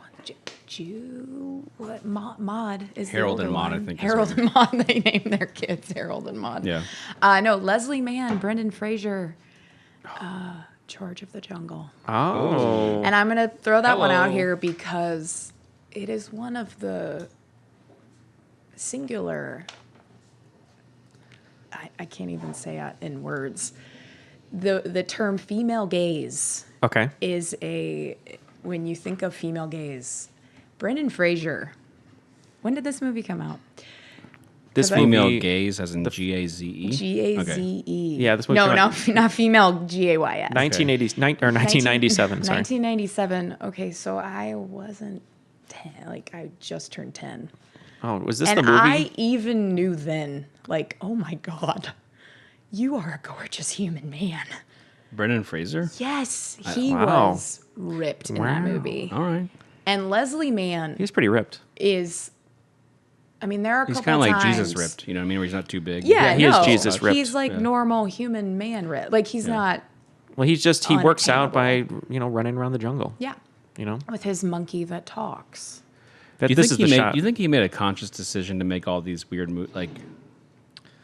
No, Or do I you think think he just got stuck? He probably just fell into the, into that Disney, or not Disney, but that like machine of like, hey, we'll put you in another Goofy movie, because he did like Encino Man, Right. Then he did this, then he did The Mummy's different, but then he did the Monkey Bone, Monkey Bone. Right. you know, which is kind of weird. So he has some really good roles, but then he has some like really weird roles too. Like I love him in Blast from the Past. Oh yeah, With Alicia Silverstone. But this is an interesting pick. I didn't think you were going to go this way. Sorry. I love the gorilla. The suit that they have for the gorilla is so good. Oh, here it is. Yeah, voiced by. Ooh, look it up. Michael Caine. No, not Michael Caine. He's one of the Monty Python guys. Oh. Is it John Cleese? It's John Cleese, I Okay. believe. Yeah, I know. I didn't do my homework. I was too busy looking at Brendan Fraser picks. That's okay. That's okay. This is second to Oh, man. Neal's favorite movie. The adult version is called Gorge of the Jungle. Gorg. Yeah, John Cleese. Richard Roundtree Shaft plays Kwame. There's a little fact for you. Okay. And then the kid from 2.5 Men is in it as a little kid before he kind of went off the deep end a little Go bit. back to the end. John C. Reilly's in this movie. Hey guys, I was in George of the Jungle, guys. No, it's this lady. Sorry. Oh no, it's not. It's just some woman. Oh, she's with a- she's dancer number 11. Okay. Right. Not to diminish her role though, but No. that's what she's labeled as. I'm just fact checking here. Um, Titus, isn't his name Titus? I can't say that I've seen this movie. Oh man, Now that I think Good. about it. you need to watch it. I'm gonna make a suggestion. Who directed this movie? Anyone that any noteworthy? Any person of note? You're saying? Yeah. I don't know. So George of the Jungle was directed by Sam Wiseman. And name's familiar. Sam Wiseman, you might know, another little nod here, D2 The Mighty Ducks. Oh, okay. So these guys, a lot of these guys are really in that Disney. Man, Yeah, they Disney give to him be a- alive in the 90s, to be like a little bit older, I would have loved to have directed these 90s movies. I want to direct a movie like this. Like And these, just have been in like the, you're Yeah. done with that one. Here's yeah, like another the one studio for system. you. Like, what do you got for me? Yeah. Little side tangent about George of the Jungle that you might enjoy. Is this 'cause you- like Tarzan? It is Tarzan, yeah. Basically Yeah, the same. Pretty much. Okay. Yeah. It's a spoof. It's like the Naked Gun of Tarzan. If the Naked Gun is the Naked Gun of like detective shows Yeah. and stuff. But this is more kid friendly. Oh, yeah. Yeah. Yeah. Well, other than No, it is rated R. I mean, it's dirty. There's blood. Oh my God. There's a full sex scene while trapezing on vines. Okay. Kind of like the Crystal Skull scene. Yeah, basically, yeah, with all the monkeys, yeah, with Shia LaBeouf. Oh my God. The story I was going to tell is when I was a sophomore in high school, very, very quickly, just because I know Mark likes to laugh at my pain. When I was a sophomore in high school, we were in rehearsals for Pride and Prejudice. I was playing Mr. Collins. And, You played Mr. Collins? I did, yeah. I didn't know that. I played it with a split in my hair, a huge accent, and I had a monocle, and I walked around with like a limp. It was great. And I did that voice the whole time. I was like, ladies, hello. Like that. Anyway. I would love if you just changed your life. I was method too. I stayed in character the whole time. No. And then Paul Thomas Anderson just said no to me for some reason. So we were doing Pride and Prejudice. We were in rehearsals. We were outside. I was with my friend Doug Pollock, who's a great Chicago actor, and he's a great guy. So we were outside. We were playing catch with a football. And I love sports. I played baseball up until high school. I still love sports, and I like playing them. And Doug I told him to like throw me a pass. We threw a huge bomb. And I'm running as fast as I can to catch this in front of the school. Now, in front of RB High School, there's a lot of trees. So he throws the ball, sprinting to catch this, looking at the ball. I run full speed into a tree and knock myself out. Oh my God! Please tell me your arms and legs went on both sides of Well, the there's tree. like little birds and stuff swirling. So around this is your what head. this is literally what happened. I'll never forget it. So I ran into the tree. I saw a quick flash, almost like a camera flash. Everything went black. Then I had a dream that I would never run into a tree because it would be so embarrassing that I would never live it down. Then I wake up to our PE coach, Chuck Boyle, in my face going, "Hey, Fischer, you doing okay?" And I was like, "Yeah, I'm fine." And my whole face was all bloody, right? So before I get loaded into the ambulance to go to the hospital, and I still have a scar to this day. You guys can probably see it. So here it goes. So before I get in the hospital... Like, hey kid, you want to watch George of the Jungle while you wait? well, no, it's For going your to get brain there. transfer? This will all come back around, trust me. Okay. So I go to the hospital. I have blood all over my face. The guy wants to take an X-ray of my face, and he's like, "Do you want lead over your crotch?" And I was like, "Yeah, I would like to." So I get back healing. One of the kids comes up to me and he goes, "Man, are you okay?" And I was like, "Yeah." And he goes, "Dude, it was the weirdest thing. Have you seen George of the Jungle?" And I was like, "Yeah." And he goes, "When you ran into the tree, your arms and legs spread out like George of the Jungle, and you just slid down the tree Like a cartoon. like a cartoon." And I was like, Like "Oh, Wile E. you're kidding me." Coyote. Yeah, so that was one of my most embarrassing moments. But yeah, so George of the Jungle fits right in there. Yeah. How embarrassing on the scale of 1 to 10, or I should say, And- in comparison to that photo you showed us with where you had a wife beater on and blonde tips. Oh, my That- Justin Timberlake photo? I know, Yeah. it's like a bell curve of. Nothing really embarrassed me, though. I have a scar now. What life. do you think? Is it okay with this scar, Mallory? I don't. didn't know it was a didn't- scar. Yeah. Oh, But right. now that I know that you ran into a tree and you didn't like get. I just knifed thought your in an whole face alley. was fucked. That's all. I'm you, actually, had facial transplant, didn't you? Like face well, off? for anyone at home, Yeah. just if you want to imagine what I look like when I talk, just think of Eric Stoltz in mask. That's what I look like. Take off your mask. I okay. can't. Man, I can't up. You take off the yours first. George of the Jungle story. I have a picture of my bloody face. I'll bring it George to work. of the J. So All many right. embarrassing So you really photos. liked Brendan Fraser, huh? I thought he was pretty. I mean, How he old had- were you? 10? Yeah, 97. I mean, I probably didn't see it right away, so I was probably 11. Oh Not man, that makes it any I better. can just imagine Mallory getting this VHS at home. He's like, "Mom, I'm gonna be in my room," and she like locks the door. I mean, he was like kind of oiled up. Mallory loves Brendan Fraser movies. I mean, Whatever. That's why- And then The Mummy came out, and I was like, oh man. I did he's just get like a- Indiana Jones in that. No wonder, like before this episode, Blake Sullivan, who I don't know and I haven't met, he sent me an email and he's like, "If Mallory talks about George of the Jungle, she's been trying to make me George of the Jungle for Halloween for years." So every year's a Brendan Fraser. They're Brendan Fraser. Rocky and Bullwinkle. she like sends hints. Like, I mean, we're running out of Halloween. You're gonna be like that, like normal Brendan Fraser from that Looney Tunes movie or whatever. oh, that's another one. Like, what a weird movie for him to be in.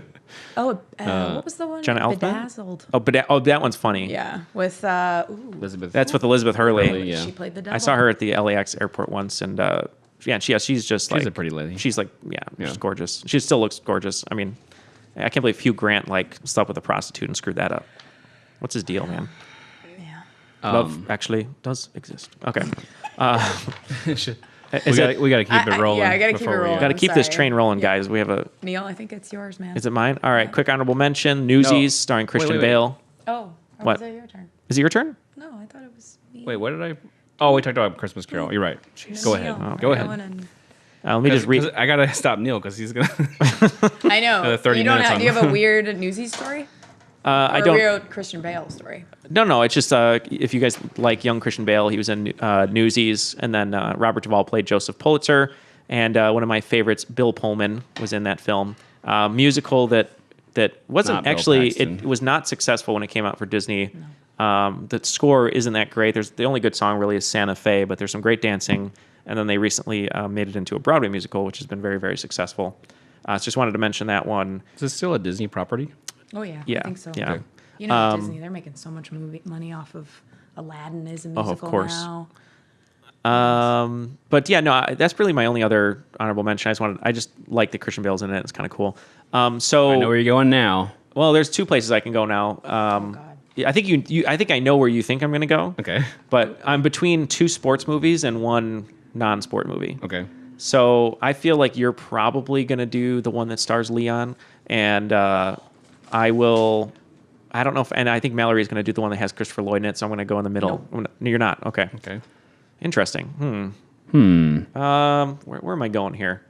All right, I'm going to go with another sports movie, and I'm going to go with Angels in the Outfield. Nice. Okay. JGL.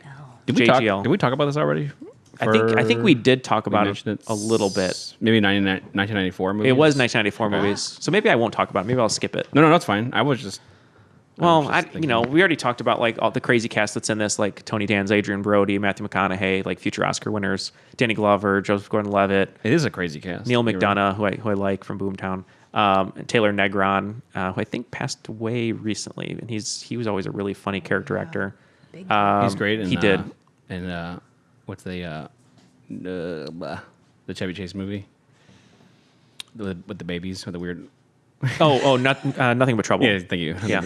Sorry. I was like, what? Yeah, the weird babies. But no, weird Angels in the Outfield, another inspirational like kids sports movie. Yeah. I'm not going to say a lot about it because we did talk about it, but Joseph Gordon-Levitt is really good in it. Christopher Lloyd is awesome in it. He puts in a great performance. Is McConaughey in this movie we talked about too? Yeah, he's the outfielder. Yeah. Man, it is a good cast. Yeah, it's a great cast. Often while we were in school, we would do the wings thing. To summon the angels. Who directed this one? The director of this one was this guy named William Deere, and not the famous detective and Dallas-based private investigator. That Wikipedia link took you the wrong way. That Wikipedia link was not the correct one. Yeah. But yeah, William Deere. It looks like he also did Harry and the Hendersons, Wild America, if you remember, with Devon Sawa. He also did. Devon Sawa, what's he up to now? He's doing he's doing a lot of indie movies. He kind of looks. He's sort of the actor. He was the guy in Idle Hands. No, no, that's right. Right, Devon Sawa with Jessica Alba. Yeah. He was in Final Destination, but he sort of looks like the actor version of Aaron Carter, Carter's brother. He looks like the actor because they're both they look like they did a little drugs maybe. Oh man, if looks could kill too. Yeah, if looks could kill. Yeah, nice Greco movie. Man, Richard Greco. Man, what a Greco, whatever his name is. Just great movie. I mean, there's so many movies in the 90s that are sports related and kids related. Like even this thing on IMDb, it's like people who liked this also liked. You have The Sandlot, Rookie of the Year, Mighty Ducks, Little Giants. 90s is like. I have a theory about this. Okay, let me hear your theory. My theory is very quickly is that I think the professional sports outlets, the MLB, the NFL, NHL, NBA, wanted to attract young talent. They were probably looking at their like future prospects, or they did some analytics, and they were like, we got to get kids engaged with sports, right. and really like, so we're gonna like team up, because a lot of these movies have like think of the licenses, MLB, connections, like Rookie of the Year, obviously, and stuff like that. Cubs, yeah, they're all licensed teams that they want kids to follow. Like they're like, that's like they're trying to get kids attracted to their sport so they could like be their future LeBron James or whatever. Marketing synergy, especially football, because football now is having a hard, big problem getting kids to start playing football. So I'm sorry. No, you're right.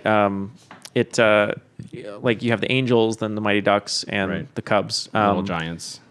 Oh yeah, you're right. It totally is marketing. That's brilliant. The last thing I'll say about this movie, I just love the way another '90s movie, kids movie that dealt with adult issues. You have foster homes and adoption, because Danny Glover adopts both Joseph Gordon-Levitt and I always forget the name of the kid who plays the younger friend of Joseph. I like to call him Gordon-Levitt. Jaggle. Oh, Jaggle? not JGL. Yeah, not like a fan. Jaggles. Is it JP Milton Davis Jr.? I can't wait for him to be the Nightwing. They'll probably never do that. Yeah. No, it's over. Thanks, Nolan. Yeah, thanks. But yeah, no, great movie. Did you? Oh, I think I had this jacket when I was a kid, or I wanted it. That one with like the red stripes on the shoulders. Oh, I didn't know. I had an Indians version of that, but not a Angels. So, what's next for you, Mark? Any honorable mention? You're just going to go right into it. I don't know. For time's sake, I'm going to go right into. I have a couple more things. Yours will be number 10. Well, should I? What do you think? For time's sake, should I just rapid fire? Should I just like name the last kind of few I have on my list? There's two right here that on my list that we haven't named, and I feel like one of them is going to be one you're going to name. Okay, but go for it, because I definitely want to mention these two because I think they're great. I'll go with the last three I have on my list. Okay, and then we can see where they fall in our running here. Speaking of running, Cool Runnings, 1993, directed by John Turteltaub. Now, do you think they did that because of bobsled needed kids? That's another one. It wasn't children in that one. Oh, it that's was right. It was Olympics. But it was actually based on a true story, so... Yeah, I wonder how... I really want to know the... They took some liberties, but I think... Yeah, it was I think the basic idea of the... Yeah, the basic idea of their Jamaican bobsled Dougie team. Doug, Leon, yep. And John Candy. Oh, that's right. John Candy's great in this movie. And actually, fun fact, not so fun for John Candy, this was his last full film that was like completed and released before he actually passed away in 1994. It's too bad. Bummer alert. Some great sequences in there, though. And at the time, another fun fact, this was the highest grossing live action film released under Walt Disney Pictures. Shit. So... interesting. Yeah. It's not now, obviously, with Marvel and all those other things. I love that John Turteltaub did it. National Treasure fame, and it's cool. Like a lot of these movies we're talking about had directors that I think they're still making, like decent, entertaining movies. But I think Cool Runnings is really good. I think the story is really, John Candy's great. The cast is great. The guys that play. Yeah, I love the whole sequence, like in the desert, or not the desert, but in Jamaica, really hot weather, and they're like they have the sham of a bobsled. Yeah, that was cool. So another movie. When I was a kid, I think we talked about this before in another episode. We would do a lot of my friends would have birthday parties, but they'd have them at the movie theater where we see a movie. Oh yeah, right. We talked about mine. Yeah, my horror story. One of the ones we saw. That my friend, it was his birthday party. His name was Louis. He invited me to, and like 10 other kids. It was just me and him.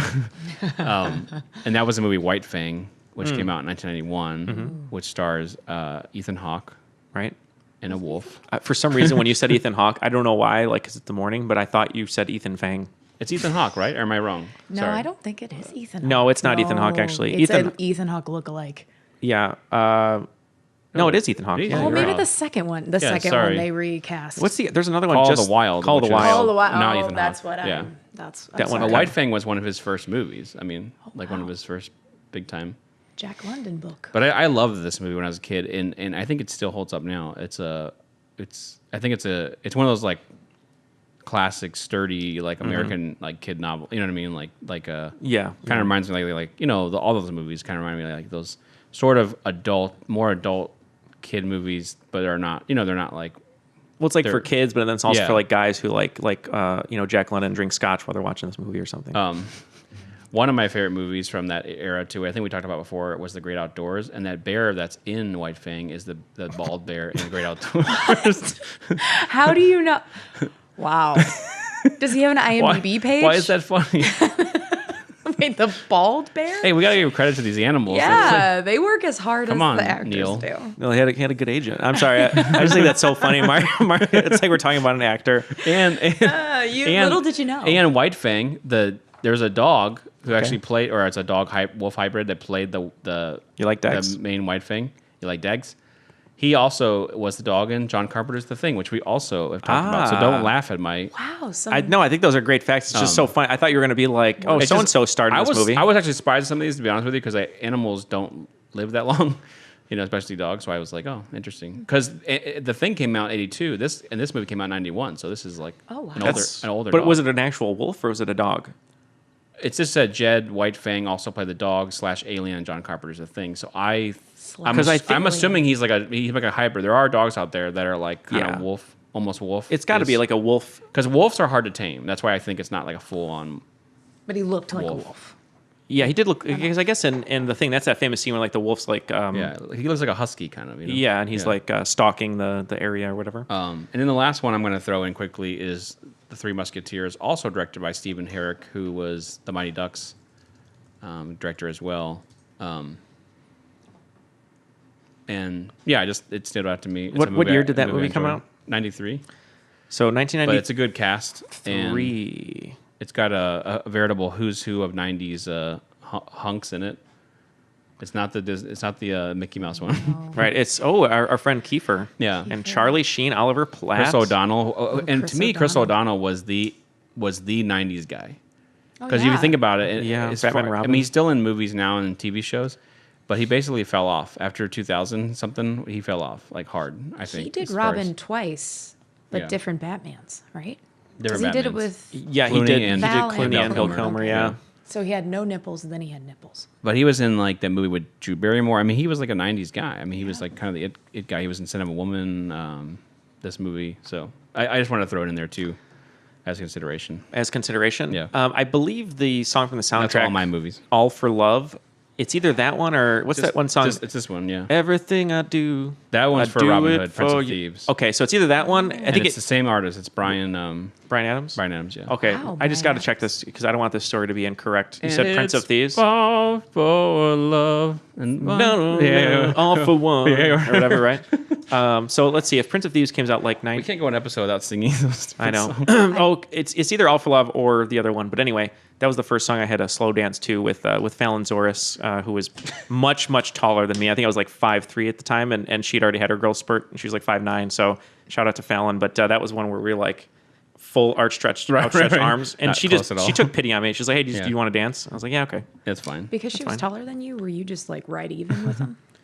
No, I think I had a straight shot to her belly button. I think I can't remember how tall I was, but I love that old dance maneuver though, where you're just like straight arms, locked, outstretched hands, like locked not the anywhere elbows. near. Well, I think and you're just waiting for it to be over. If I would have known, but then you're gonna go brag to your friends. You're like, yeah, I danced with the so and so. You're like, my sweaty hands from being nervous were on her waist, and her dress had handprints on it. If you have your arms outstretched, though, if you realize now, you could probably put like a plate of food from the dance while you're like there and like eat it. You know what I mean? So, what do you think of Cool Runnings? And I like Cool Runnings was on my list. Was it? Sorry, Me too. I rapid fired. I was just trying to get through the time. That was on my list. That was a good one. A lot of the ragtag training montage. It's a shame that John Candy is no longer with us too. I know. He was great. Yeah, he's made some classic movies. He's really good. You could have a best of the best. Uncle John Buck. Candy. Uncle Buck is so good. That's like one of his standout movies, I Oh my think. God, when he goes to the principal and he says, what does he give her? Here's a nickel. yeah. Go downtown and have a rat and all that thing off your face. That's right. Oh my God. Yeah, I knew and then he has that nice serious moment. Like it's like any Hughesian movie. He has that great serious turn at the end. Where he where the older girl like realizes he's like only looking out for her best interests and trying to save him for that fucking creep who's trying to rape her. Oh jeez. Wait, what are we talking about? Uncle Buck. Uncle Buck. Oh, Remember sorry. the older teen daughter. Yeah. Can I throw out my honorable mentions? Yes. Just Yeah. rapid fire. Hocus Pocus. Oh, I forgot. I think everyone at this point for the last you guys we should throw out your last movies and then Yeah. we'll, Sorry. Am I making this run No, long? no. We're actually it's not that long. Yeah. Okay, good. I know I'm not trying to rush it. I'm just saying I think it's good to just like Mark's got a date. With No, I think it's just good.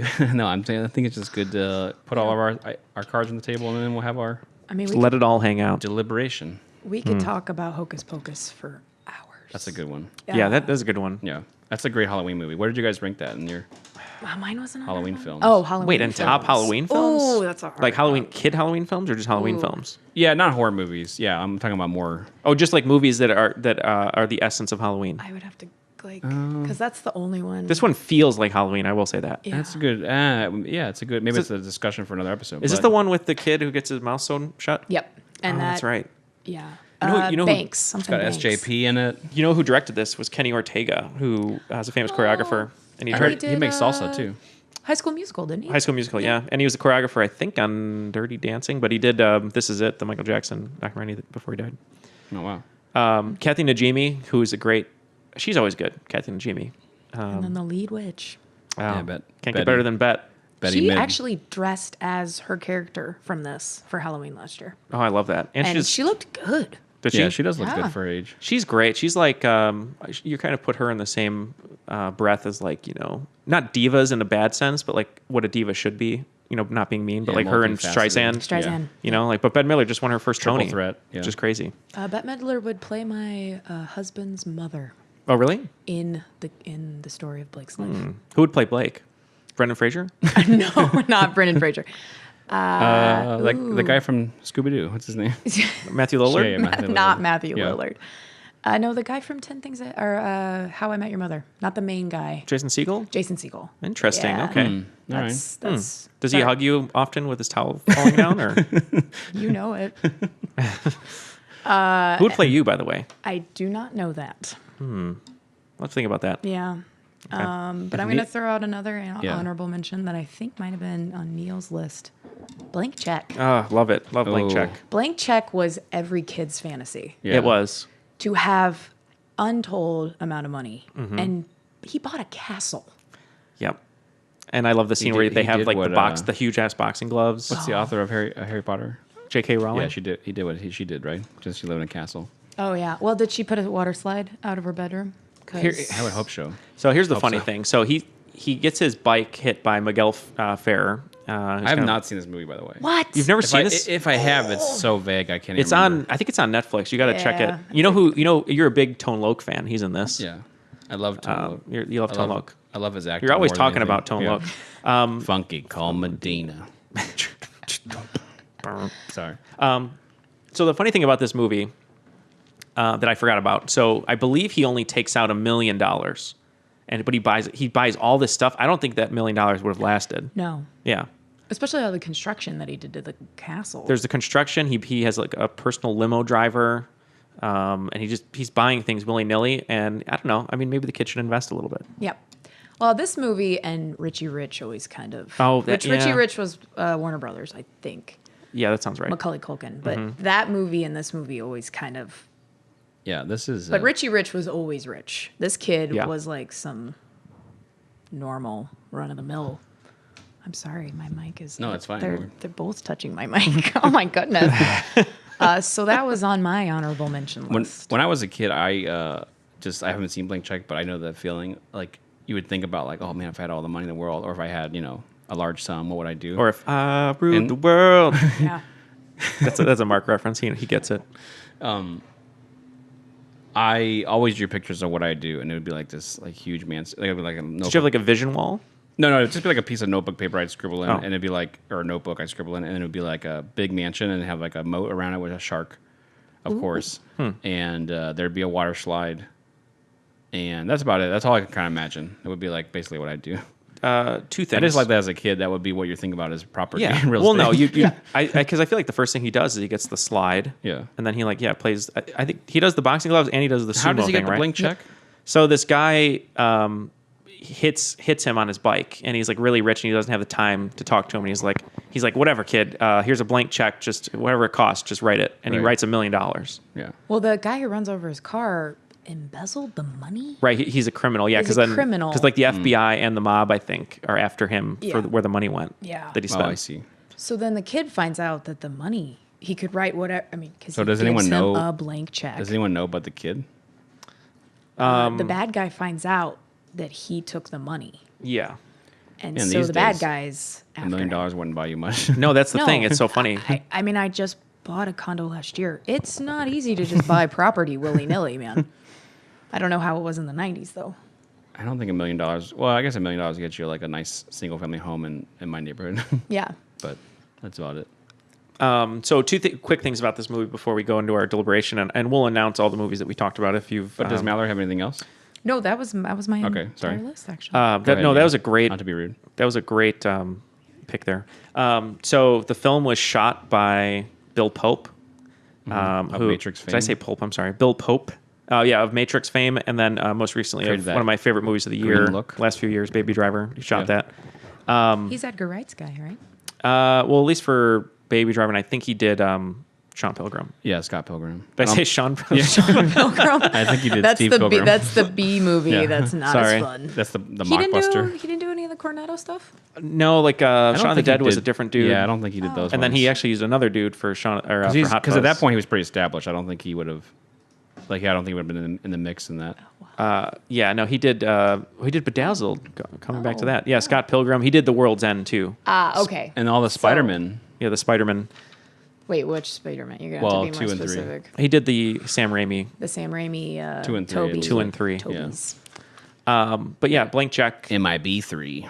In your, Sorry. He leaves that off his IMDb Yeah. page. it was written by Blake Snyder, who is famous for like his screenwriting books called Save the Cat. If anyone's familiar with that, any screenwriters out there. Just quick overview. He talks about how every film has a certain structure and there's certain beats that it has to hit, and he kind of created one of the blueprints along with the. I think I've seen this. Yeah, and the Save the Cat means that every movie basically. The lead character, there's a save the cat moment where he, like helps a baby get back to his mom or saves a cat out of a tree. And then it's some sort of scene or motion or things that he does that the audience immediately empathizes with him and wants to follow him, basically. Right. So, yeah, that thing. And I had one other thing I was going to say about Blank Check, and I forgot.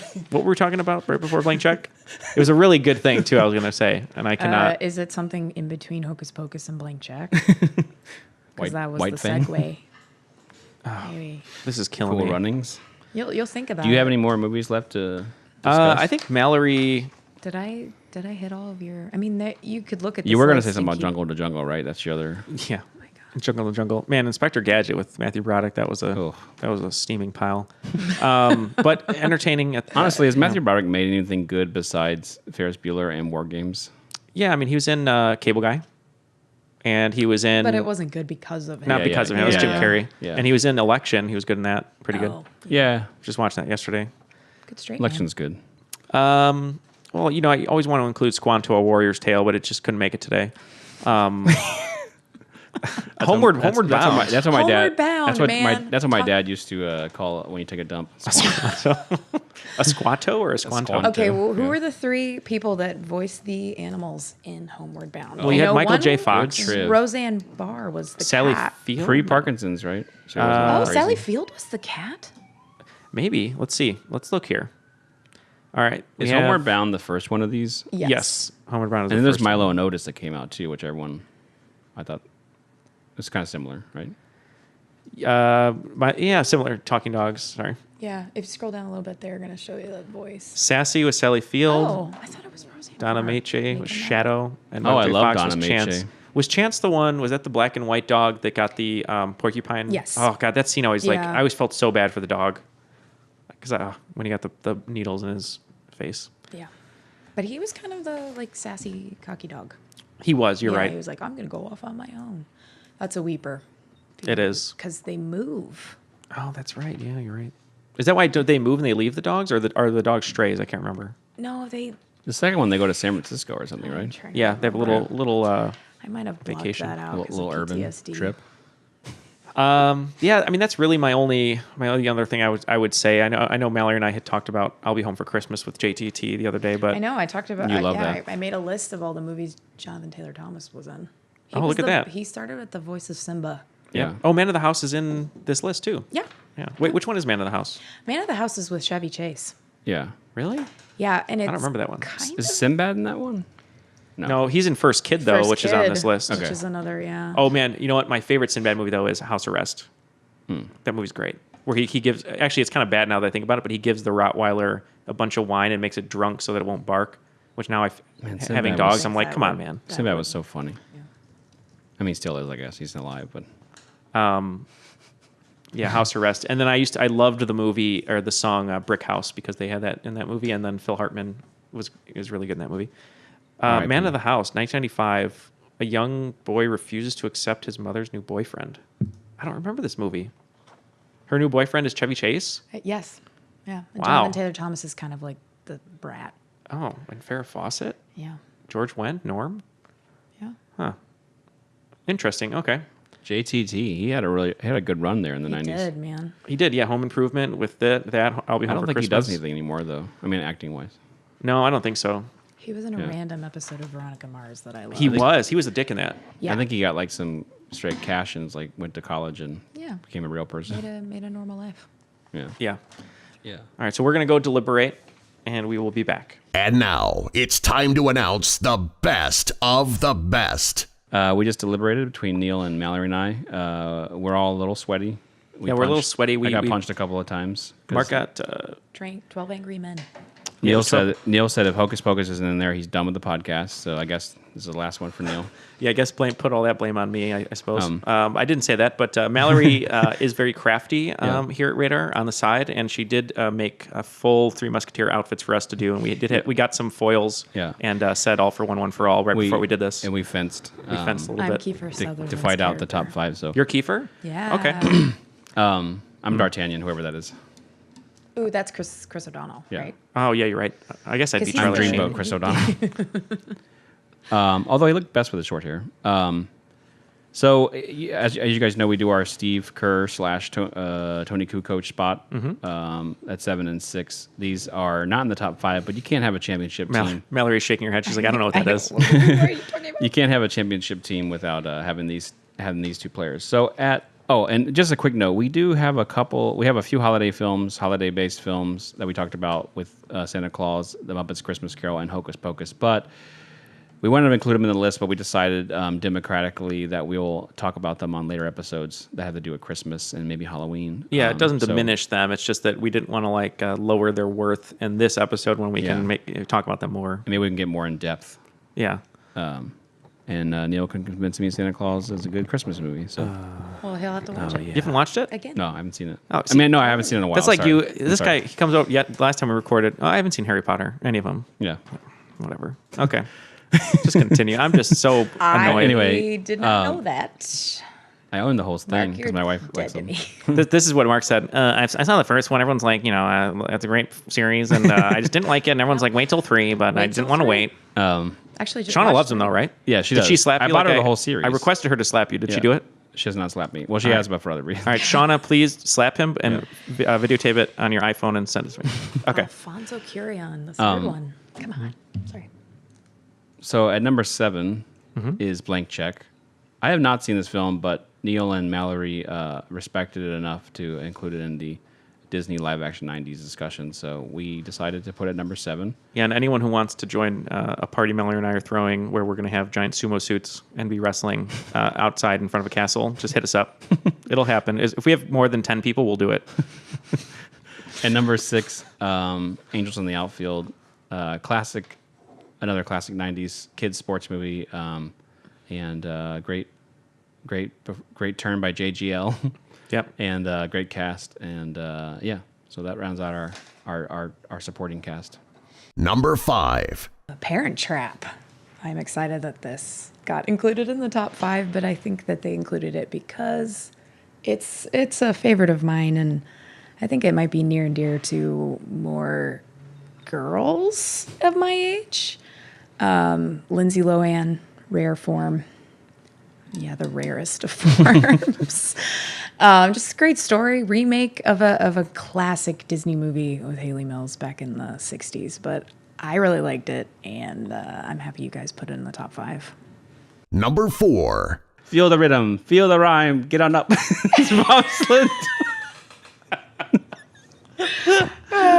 Just keep that one. That's like the 7th time Mark's tried that. All right, number 4, Cool Runnings. I can't get this stupid thing to work. Oh, that's so good. what can I say about this movie? It's hilarious. It's based on a true story. It's one of the standout Disney live-action movies from the 90s and one of John Candy's last great performances. So, number 4, Cool Runnings. Number 3. My Favorite Martian. Just kidding. Heavyweights. We picked this movie because of Ben Stiller's scene-stealing performance. You have some nice turns from Paul Feig and Tom McGowan as the lead counselor. Some small turns from Jeffrey Tambor and Ben Stiller's father and Jerry Stiller and Mira. The film's really good. It's got a great message. It's got a great heart about kids just being who they are and being content with that and being happy about who they are and what they look like. But it's filled to the brim with some funny adult jokes that still, are funny when you watch it as an older person or adult, I suppose it would be the correct word. But Heavyweights, great Ben Stiller performance and written by Judd Apatow. Number 2. The Rocketeer, starring Billy Campbell. Starring Billy Campbell. And Jennifer Connelly. Jennifer Connelly. Say hello, Billy. Say hello to the camera, Billy. Timeless beauty, Jennifer Connelly.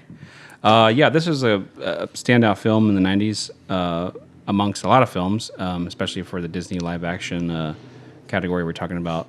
I think it perfectly captures that 1940s or 40s, that World War II era America, and it's a fun movie, and it's a good movie to watch even now. I think it still holds up. So that's all I can say about it. 38, I guess we were close. 1938. Yeah. At number 1, the best of the best is The Mighty Ducks.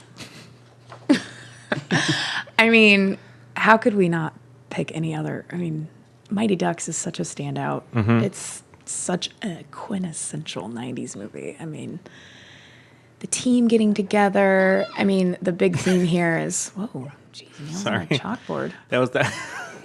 Sorry, that was my robotic arm. I was doing such a good job. We were doing so good. I think. Sorry, go ahead. That's great. Crap, where was I? Oh, sports movies. I didn't know it was so big back in the 90s, but yeah, you think the Mighty Ducks, Emilio Estevez, I just call him Pacey. Oh, Joshua Jackson? He'll always be Pacey to me. Yeah. But yeah, Joshua Jackson. Were his tips frosted in this movie? Oh, No, they were brown. Was Pacey, he was Minnesota. from the show? Dawson's, yeah. Okay. Dawson's Creek. Yeah. I forgot about Dawson's Creek. But what Yeah, else? I mean, this movie started a hockey franchise, so... It made me want to play hockey, Yeah. in the backyard and stuff. For Yeah, sure. this is a standout movie amongst a lot of great Disney live-action kids movies. I think ultimately number 1 was the right spot for this because we were thinking of the quintessential Disney kids live-action movie, and you can't go wrong with Mighty Ducks. So Yeah, I think it's a really strong list. I'm curious to hear other people's lists that they send in, but I think Mighty Ducks deserves to be at the top. Disney basically created a hockey team off of it, and like Mark was saying, which I thought was a really interesting fact, that all these movies seem to be sort of marketing ploys from Disney to get kids interested in baseball and hockey. I guess in summer camp, in the Olympics, all these other things. not being fat. Not being fat, yeah. Or no, being okay. Okay, being fat. Yeah, right. Body positive. Body imaging. positive. There you go. Well, I think that was a good discussion on 90s, very specific topic, which we love to do here on Best of the Best. Yeah, we loved having Mallory on. Applause to Hopefully. Mallory. Yep. Oh, God. In real life. Thanks, guys. You were trying to get me on for so long, but you were talking about, I don't know, Kurosawa movies, and I can't. Yeah, Mallory's agent kept telling her that she wasn't unavailable. Yeah. But I'm glad you could do this. This was fun. Yeah. So. Yeah, we'll have to have you back on again. Either you're going to pick another category, or we'll just make you do one. Yeah. Yeah, that's fine. Like I said this probably morning, musicals. I think you guys have. I would love to talk musicals with Mallory. I'm a huge man. Maybe musical that's on the fan. horizon. Yeah. We're going to tease it right now. Best movie musicals is coming, everyone. Dun, dun. Anything you want to say to end this, Mallory? Thanks for listening. Any Emma Stone impressions? I'm trying to think of what does she say? What's the thing she says in Crazy Stupid Love when she's? I think it's crazy. You're like photoshopped. That was good. That's pretty good. I mean, he does look like. I mean, I think they did some work to him post. What if he was George of the Jungle? Who are we talking about? Oh, Ryan Gosling. Ryan Gosling. Yeah. I mean, It would be a weird version of it. So Now, what would happen too is Canadian to be George True. of the Jungle. Ryan Gosling or Jane would come into the jungle, right, and there'd be a long tracking shot right up to Tarzan, like seeing his whole body, like full body shot all the way up to his face, and then all of a sudden he would just go, "Hey," and that would be it. That's Hey, your girl. Hey, girl. Hey. How's your day going? Yeah, great episode though. Yeah. Really happy. Make sure you guys send us your iTunes reviews. We're gonna pick one person to receive that T-shirt once we hit 25. Yeah. Shout out to the Veal Chop on Twitter for calling Mark out last week. What was the movie he said? No, we were talking about Bill and Ted. Yeah, Bill and Ted. That we glossed over it. Yeah, I glossed over it. Yeah. And Planet of the Apes not being a time travel movie. But I will tell you, Veal Chop, just to defend Mark a tiny bit, I understand it as a time paradox film, but on many, many top time travel movie lists, it is there. So But we like to have the debate. So please hit us up on all of our different things, and you can go to our new website, bestofthebestpod.com, to see all the hear any of our episodes, even the previous ones.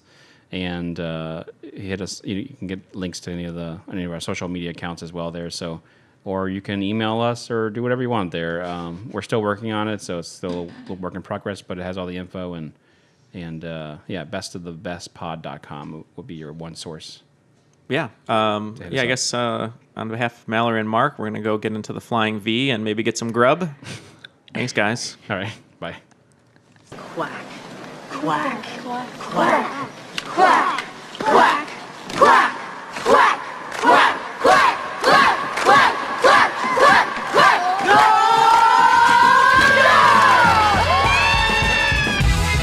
Thanks for listening.